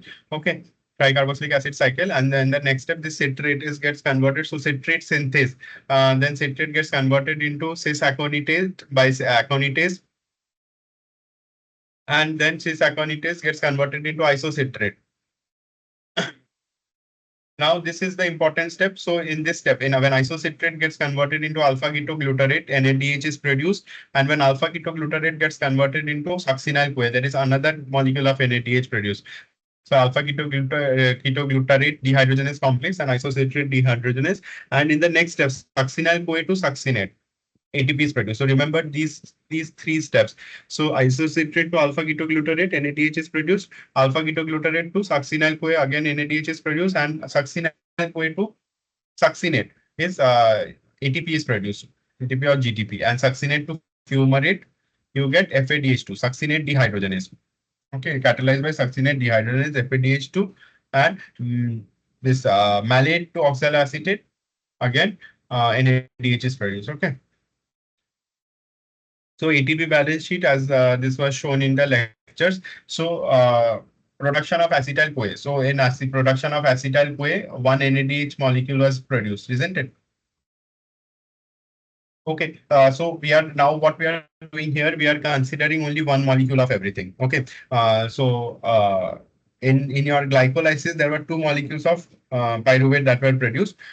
So everything will be two, because two molecules will get converted into two molecules of acetyl CoA. But here we are considering only one molecule. So one molecule of acetyl CoA resulted in the synthesis of one molecule of NADH, and one molecule of NADH, when it gets oxidized, it gives us 3 ATP. Okay, so that is like 3 into 1, 3, and then in the generation of alpha ketoglutarate. So alpha ketoglutarate formed from isocitrate to alpha ketoglutarate. There was an NADH produced. So here you are getting a NADH and succinyl CoA, alpha ketoglutarate to succinyl CoA. Here also on one molecule of NADH, and in the succinyl CoA to succinate, there is one molecule of ATP produced. Okay, and fumarate to this succinate to fumarate. There is again a molecule of FADH2. So FADH2 will give you two molecules of FADH, two molecules of ATP. Oxidation of one molecule of FADH gives you two molecules of ATP. And generation of oxaloacetate, so malate to oxaloacetate, again generated one molecule of NADH. So if you add all these things, you will get 15 molecules of ATP. Okay, 15 molecules of ATP. Now there are two molecules of everything. So you multiply everything by two. So you will get 30 molecules of ATP. Now combining this with glycolysis as well. So in glycolysis you have generated two molecules of ATP and there are two molecules of NADH that has been synthesized. So 2 into 3 because one molecule of NADH gives you three molecules of ATP. So 2 into 3 will be 6. So if you add all this, then how many, what will you get? So you will get 30 ATP molecules. So complete oxidation of glucose by glycolysis and citric acid cycle will give you 30 molecules of ATP. 30 plus 2 plus 6. Okay, remember this. Now regulation of Krebs cycle. So these things we can skip for now because it will take a lot of time. So regulation of Krebs cycle also, there are three different, there are two levels the regulation is taking place. One is from pyruvate to acetyl-CoA.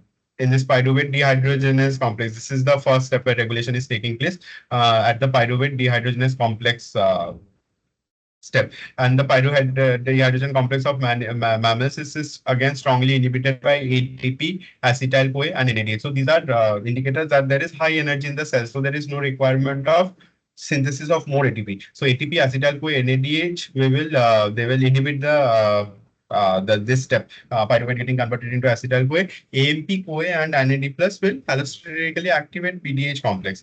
Now there are three enzymes, namely citrate synthase, isocitrate dehydrogenase. So citrate synthase, what it was doing, it was converting the isocitrate to alpha ketoglutarate. Isocitrate dehydrogenase convert the alpha ketoglutarate to isocitrate dehydrogenase was converting the isocitrate to alpha ketoglutarate, and citrate synthase was converting the acetyl-CoA to citrate. Okay, citrate. And there is alpha ketoglutarate dehydrogenase, which converts the alpha ketoglutarate to succinyl-CoA. Okay, so these are the three steps: isocitrate dehydrogenase, alpha ketoglutarate dehydrogenase, and citrate synthase. These are the steps. So citrate synthase is inhibited by again ATP, NADH, acetyl-CoA, and succinyl-CoA. Isocitrate dehydrogenase is activated by ADP. Okay. Is Isocitrate dehydrogenase will be is activated by ADP and inhibited by ATP and NADH, and alpha ketoglutarate dehydrogenase, it will be inhibited by succinyl-CoA and NADH. Okay. Succinyl-CoA, so which is the product of this reaction. Succinyl-CoA, it will inhibit the alpha ketoglutarate and NADH. Now, in eukaryotes, the enzyme for glycolysis and Krebs cycle are found in. So we all know that glycolysis was taking place in cytosol and Krebs cycle takes place in the matrix of mitochondria. So the answer is what? Matrix of mitochondria. So the answer is okay. Answer is so for glycolysis, it is cytosol and mitochondrial matrix respectively. So answer is option number D.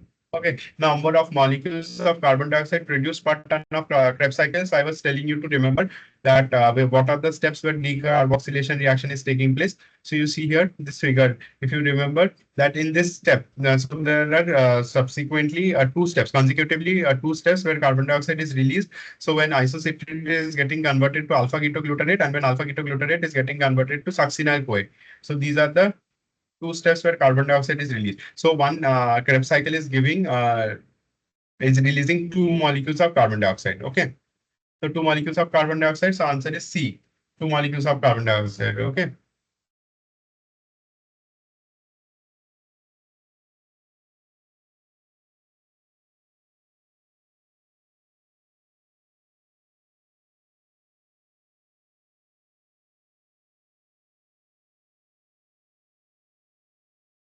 So one is when what are the two steps where carbon dioxide is released? One is when isocitrate gets converted into alpha ketoglutarate and when alpha ketoglutarate gets converted into succinyl-CoA. Isn't it? Alpha gets succinyl and associated to alpha ketoglutarate. So these are the two steps. You can read the explanations later. So same thing is written, isolated oxidized alpha succinyl CoA. Molecule that is produced by substrate level phosphorylation in Krebs cycle. Now, substrate level phosphorylation that is taking place in Krebs cycle is the GTP. GTP is produced by substrate level phosphorylation, and when is it taking place? It is taking place when succinyl CoA is getting converted into succinate. Succinate. At this step, GTP is produced. Okay, GTP is produced. So this is substrate level phosphorylation because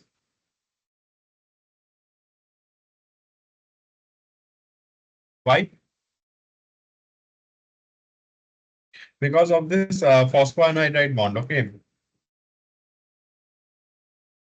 So what happens is basically the phosphoanhydride bond, which is present in this succinyl CoA. This is the phosphoanhydride bond, SCO.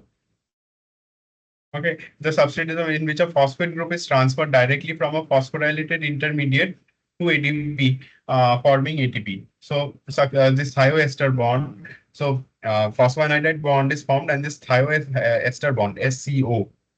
So this is the thioester bond. So this thioester bond with a strong negative free energy of hydrolysis, energy released in the breakage of this bond is used to derive the synthesis of a phosphoanhydride bond in either GTP or ATP with a net delta G of only 2.9 kilojoule per mole. So this is minus 2.9 kilojoule per mole. So basically, this bond is broken, this thioester bond, and the energy which is released is used for for formation of the phosphoanhydride bond and the GTP. Okay. Now, what is the importance of oxygen? So, in absence of oxygen, your Krebs cycle will not take place. Okay, neither Krebs cycle nor the electron transport chain will take place, oxidative phosphorylation, because what happens, because the primary or the terminal acceptor of electron is oxygen. So all the reactive reductive or the uh, yeah, equivalents that are formed of the NADH and FADH2. So these are the reducing equivalents. So these are produced during this Krebs cycle. They get oxidized during the electron transport system, and during this oxidation, electron is released, and then this electron is ultimately moves from the different protein complexes which are present in the inner mitochondrial membrane, and gets ultimately accepted by the oxygen. Okay, so cellular respiration occurs in three major stages. So in the first stage, what happens? The acetyl in the first stage, organic molecules. So these different organic molecules, glucose, fatty acid, amino acids, they're in the first stage, they are getting converted into acetyl CoA. And this yields to carbon fragments in the form of acetyl group of acetyl coenzyme A. In the second stage, the acetyl group are fed into the citric acid cycle, which enzymatically oxidizes them to CO2. In the citric acid cycle, what is happening? This acetyl group is getting oxidized to give you carbon dioxide molecule, and the energy is released, is conserved in the reduced electron carriers as NADH and FADH2. Now the energy which is conserved in NADH and FADH2 in the third stage of respiration, what happens is this gets oxidized, and oxidation, what is an what will happen when oxidation will take place? So oxidation leads to release of electrons, reduction leads to acceptance of electron. So the electron which will be released will be accepted by oxygen. It is transferred to oxygen. So oxygen is the final electron accepted by a chain of electron carrying molecules, and this is known as the respiratory chain. So in the course of electron transfer, the large amount of energy release is conserved in the form of ATP by a process called oxidative phosphorylation. Okay. So in a cellular study, researchers manipulated the availability of oxygen to investigate its role in the Krebs cycle. So what will happen if oxygen is really is limited? The impact on overall Krebs cycle activity. There will be no increase in ATP production. There will be no increase in NADH production. Accelerated citric synthesis. No. So inhibition of Krebs cycle. Is it correct?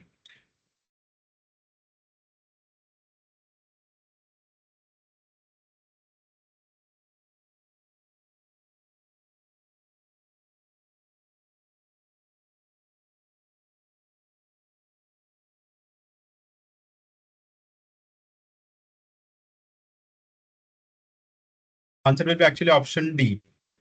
Okay. There's some mistake. Answer is option D.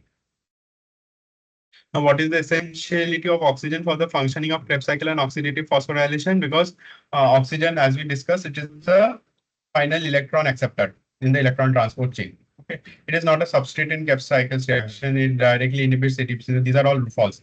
So only it is the final. Oxygen is essential. Option A is correct because it is the so there's the final electron acceptor in the electron transport chain. The in the Krebs cycle, the reducing equivalents or the this high energy substrates that are produced NADH, FADH2. When these will be oxidized, electron will be produced, and this electron moves through a series of protein complexes, and finally electron is accepted by the oxygen molecule. Okay. Now TCA is called a central metabolic pathway because why? Because TCA cycle here both it is an amphibolic pathway because it has both catabolic and anabolic processes taking place. Okay. So, catabolism means what? Something is breaking down, and anabolism is something, some synthesis is taking place. So, you can see here that there are different intermediates that are produced during TCA cycle that is involved in some other pathway. So, oxaloacetate, which is formed in the TCA cycle, that is used in the gluconeogenesis pathway. So, oxaloacetate, phosphenol, pyruvate, and glucose. So, this is the gluconeogenesis pathway. Similarly, the alpha ketoglutarate, which is produced during the TCA cycle, that is used for synthesis of several amino acids like glutamate, right? Glutamate, and so it is a precursor of the amino acid aspartate and glutamate. Aspartate and glutamate. Similarly, this succinyl-CoA is involved in the synthesis of porphyrins and the hemes. So these groups are formed from the succinyl-CoA. So this is a precursor of the formation of this porphyrin and heme. So you are seeing here that here the breakdown is taking place. So acetyl-CoA is getting oxidized and carbon dioxide is getting produced. So it is a catabolism, breaking down, and as well as what something is couple of other new molecules are getting synthesized. So that is why it is an amphibolic pathway. So it is a central metabolic pathway. Okay. So here your figure is there. So organized different molecules, aspartate, and then phosphenol, then different types of amino acids are produced. Okay. So why is it called a central pathway in metabolism? Because it interacts with multiple metabolic pathways. Answer is C. You can read the explanation here. It connects multiple metabolic processes, as I was showing you in the previous slide, the figure that I showed you. You can appreciate how this Krebs cycle is involved in multiple metabolic pathways. The different intermediates that are formed, they are involved in gluconeogenesis and synthesis of different amino acids as well. Okay, the consequence of high concentration of NADH plus H plus on the Krebs cycle, what will it happen? It inhibits citrate synthesis. It inhibits alpha ketoglutarate right dehydrogenase. It activates isocitrate dehydrogenase. It activates humerase. So what happens? So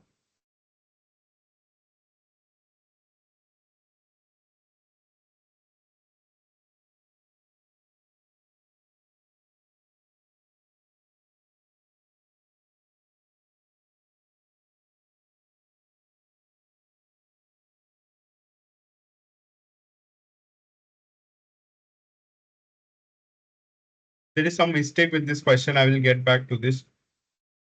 Now, electron transport chain and chemiosmotic theory, I will just quickly go through this. So what happens, the NADH and FADH2, which is produced during the TCA cycle, that is oxidized, and that leads to the generation of electron. Now, this electron moves through couple of enzyme complexes, complex 1, complex 3, complex 4, complex 1, 5, and when these electrons are transported, at the same time, the proton is pumped from the matrix into the intermembrane space. And when the proton is pumped from the matrix to the intermembrane space, a proton gradient is created. Now, when this proton gradient is broken, so when the proton will move from this intermembrane space to the matrix through the ATP synthesis, so this is complex 5, then energy will be produced, ATP will be generated. Okay. So NADH, FADH2 molecules there. So what this is everything that I explained just now. Okay. So yeah, just now I was explaining. So the electron NADH is getting oxidized to NAD plus, and it will lead to the release of electron. Now this electron moves from complex 1 to complex 3, and then this is coenzyme Q, which transport this electron from one complex to the other, complex 3, then cytochrome C. then complex 4. And so at each step, when electron is transported, at the same time, the proton is pumped from the matrix to the intermembrane space. Now, because it is pumped at each step, the proton concentration increases in the intermembrane space. Now, once this gradient is broken, there is synthesis of ATP. Okay, so that is all. The cellular location where NADH and FADH to donate electron to generate ATP. Where is it taking place? It is taking place in the mitochondrial matrix, isn't it? So you saw here, this is the mitochondrial matrix. So oxidation is taking place where? It is taking place in the mitochondrial matrix. Okay, you can read the explanation. Electrons move through the ETC energy release, pump protons from matrix into intermembrane space. Main driving force for the rotation of ATP synthesis rotor during ATP synthesis is what? So it is proton gradient. Answer is C. So proton gradient, because when this proton gradient will break down, so the proton molecules will move from the intermembrane space into the mitochondrial matrix. There, this F not F1 particle. So mechanism was shown in your week 1 lectures. And go through that. Now ATP synthesis generates ATP during oxidative phosphorylation by directly translocating protons down their concentration gradient. Isn't it? Answer is option B. Now, chemiosmotic hypothesis does not involve. So, what is this chemiosmotic hypothesis? So, only proton transport is strictly regulated. Other positively charged ions can diffuse freely across the mitochondrial membrane. ATPase activity is reversible. This is wrong. Proton flow in the mitochondria depends on presence of ADP and PI. Proton flow is not related to ADP and PI. So, there is no requirement of the hydrolysis of ATP for transport of proton into the. So this is wrong. This is wrong. Answer option number A is actually it does not. Option number A is correct. Okay. So proton flow. ATPase activity is reversible. It involves. So these are the correct options. This is actually a wrong statement. That is why the answer option number A is correct. Electron transport by respiratory chain pumps proton out of the mitochondria. This is also okay. Now the final electron acceptor in the electron transport chain is what? It is oxygen. Just now we discussed this. Okay. This one you can see here where this ATP synthesis crystal ribo this matrix. So the inner membrane is impermeable to most small molecules and ions, including protons. Okay. So so that is why this statement is false. Can diffuse freely across the mitochondrial membrane. So this is false. Only proton is strictly regulated. Not only protons, but other small molecules and ions are also strictly regulated. So what ATP generation, what is happening? The proton is moving from the intermembrane space to the mitochondrial matrix. The matrix option is correct. Okay. During ATP generation in mitochondria by ATP synthesis, ATP generation, ATP synthesis. So protons move from this is the same question from intermembrane space to the matrix. Now, animal cell culture media preparation. So, if anyone has done in mammalian cell culture, you might be knowing what are the different components that are required for animal cell culture. So, there will be a source of carbohydrate, glucose, vitamin, and in organic salts like magnesium, sodium, potassium. You have to you have to provide them so that the cell can grow in that particular media. And there are broad spectrum antibiotics because since this media is very rich in these different nutrients, it can the various other microorganisms can grow in us in the cell culture. So broad spectrum antibiotics are present, and for convenience and ease of monitoring the status of the media, the pH indicator phenol red is also included. So phenol red acts as an indicator that whether my media is so its color will be red when the pH is 7.2 to 7.4. But if certain other microorganisms are growing in my media, then they will again release different acids. As a result, what will happen? The pH will change. So when the pH becomes either acidic or alkaline, then the color changes from yellow or so if it is acidic, it will change to yellow. If it becomes more alkaline, it will this color fuchsia will be produced. And other than this, what are the other basic ingredient? Another is serum. So serum is this FBS, bovine serum. Serum is added to the cell culture media. So why is it produced? It is used to provide a buffer for the culture medium, but importantly, it enhances cell attachment and provides additional nutrients and hormone-like growth factors for the healthy growth of cells. For healthy growth of cells.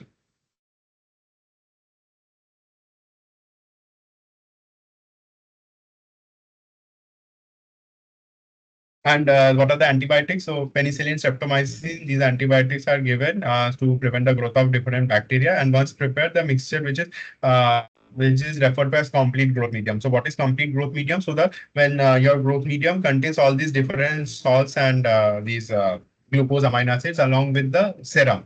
So serum, then fetal one, then it is called the complete growth medium. It is you are kept at 4 degrees Celsius to prevent the growth of any other microorganisms. Okay. So the function of fetal bovine serum, as we mentioned just now, that it supplies the growth factors and enhances cell attachment. Okay, so this is the answer. So the cell attachment proteins and these growth factors that helps the cell to adhere to the culture surfaces. Okay, now bacterial growth kinetics, you all know about this. So it has four different phases. One is the lag phase, exponential phase, stationary phase, and death phase.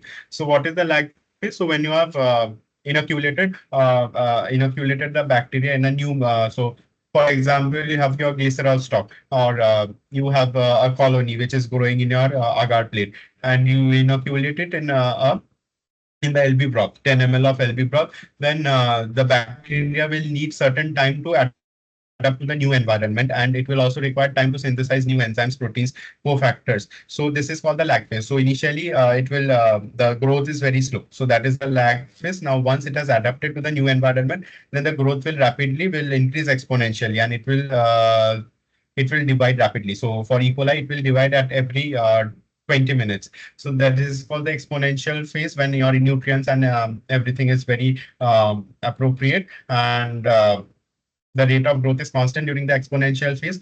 Microorganisms are dividing and doubling in number at regular intervals. Okay, so you can read about this different description. Now in the stationary phase, what happens? So in the stationary phase, after a particular the cells have reached a particular OD, or have grown till a certain rate, then there is the media or the nutrients gets limiting. So when the nutrients and these gets limiting, the number of deaths become equal to the number of the rate at which the cell is dying and the rate at which the cell are dividing becomes equal. So there is neither growth or neither death. So that is the stationary phase. So eventually the population growth ceases because the nutrient becomes limiting. So this stationary phase usually is attained by a bacteria at population levels of around 10 to the power 9 cells per ml. And in the stationary phase, the total number of viable microorganisms remain constant. This may result from a balance between cell division and cell death.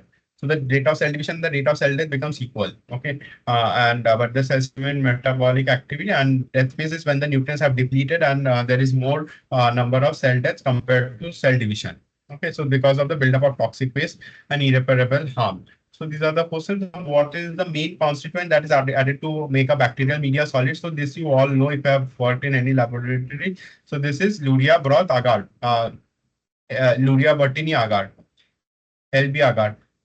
So agar is added. So there are two types of LB broth and LB agar. So agar is the substance which makes the media solid. LB agar. So the answer is option D. So agar basically solidifies the bacterial media by forming a gel-like matrix. So when it is heated, it remains liquid, but as the temperature decreases, it becomes hard and forms a gel-like matrix. Okay.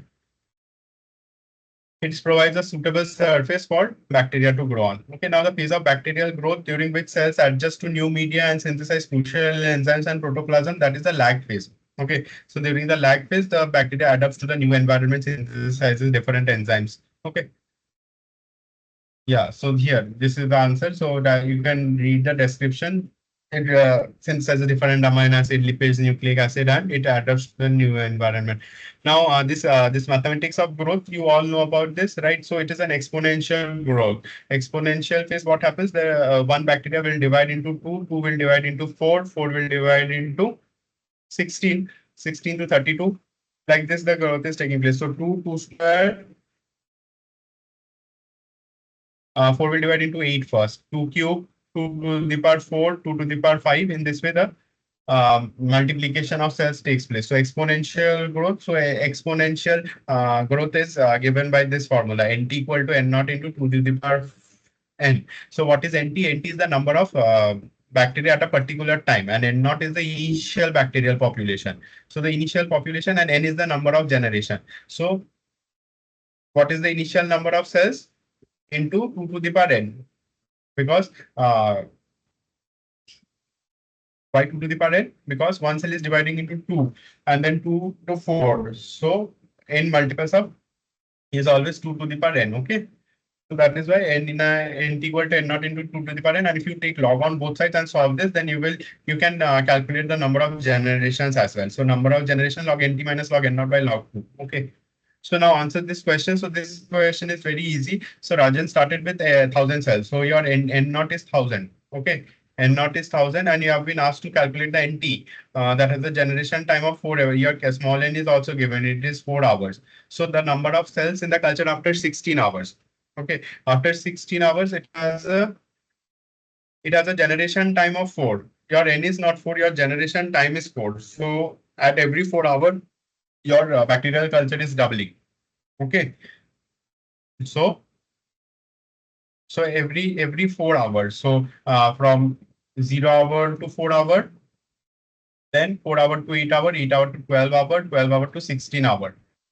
Okay. So one cell will get converted into two, two, two. So 2 to the power 0, 2 to the power 1, 2 to 2, 2 to the power 1, 2 square, 2 cube. Okay. In this way. Okay. So you can calculate that there will be 4 generations basically: 4, 8, 1, 2, 3, 4. 4 generation and 2 to the power 4. So since there are four, number of generations will be what? 16 hours means there will be 4 generations. 4 generations. So 2 to the power 4. So it is, so nt equal to n naught into 2 to the power n. No. So n naught is 1,000 and 2 to the power number of generations is what? It is 4. So that is why 1,000 into 16. 1,000 into 16, or you can write 1.6 into 10 to the power 4. Okay. Answer is this one. So every 4 hours, the bacterial culture is multiplying. Okay.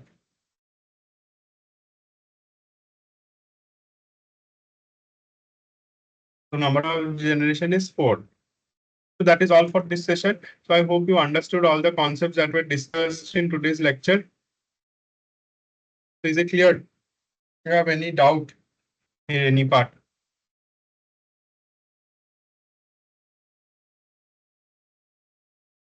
So if you okay, so if you do not have any further doubt, when we can stop today's session.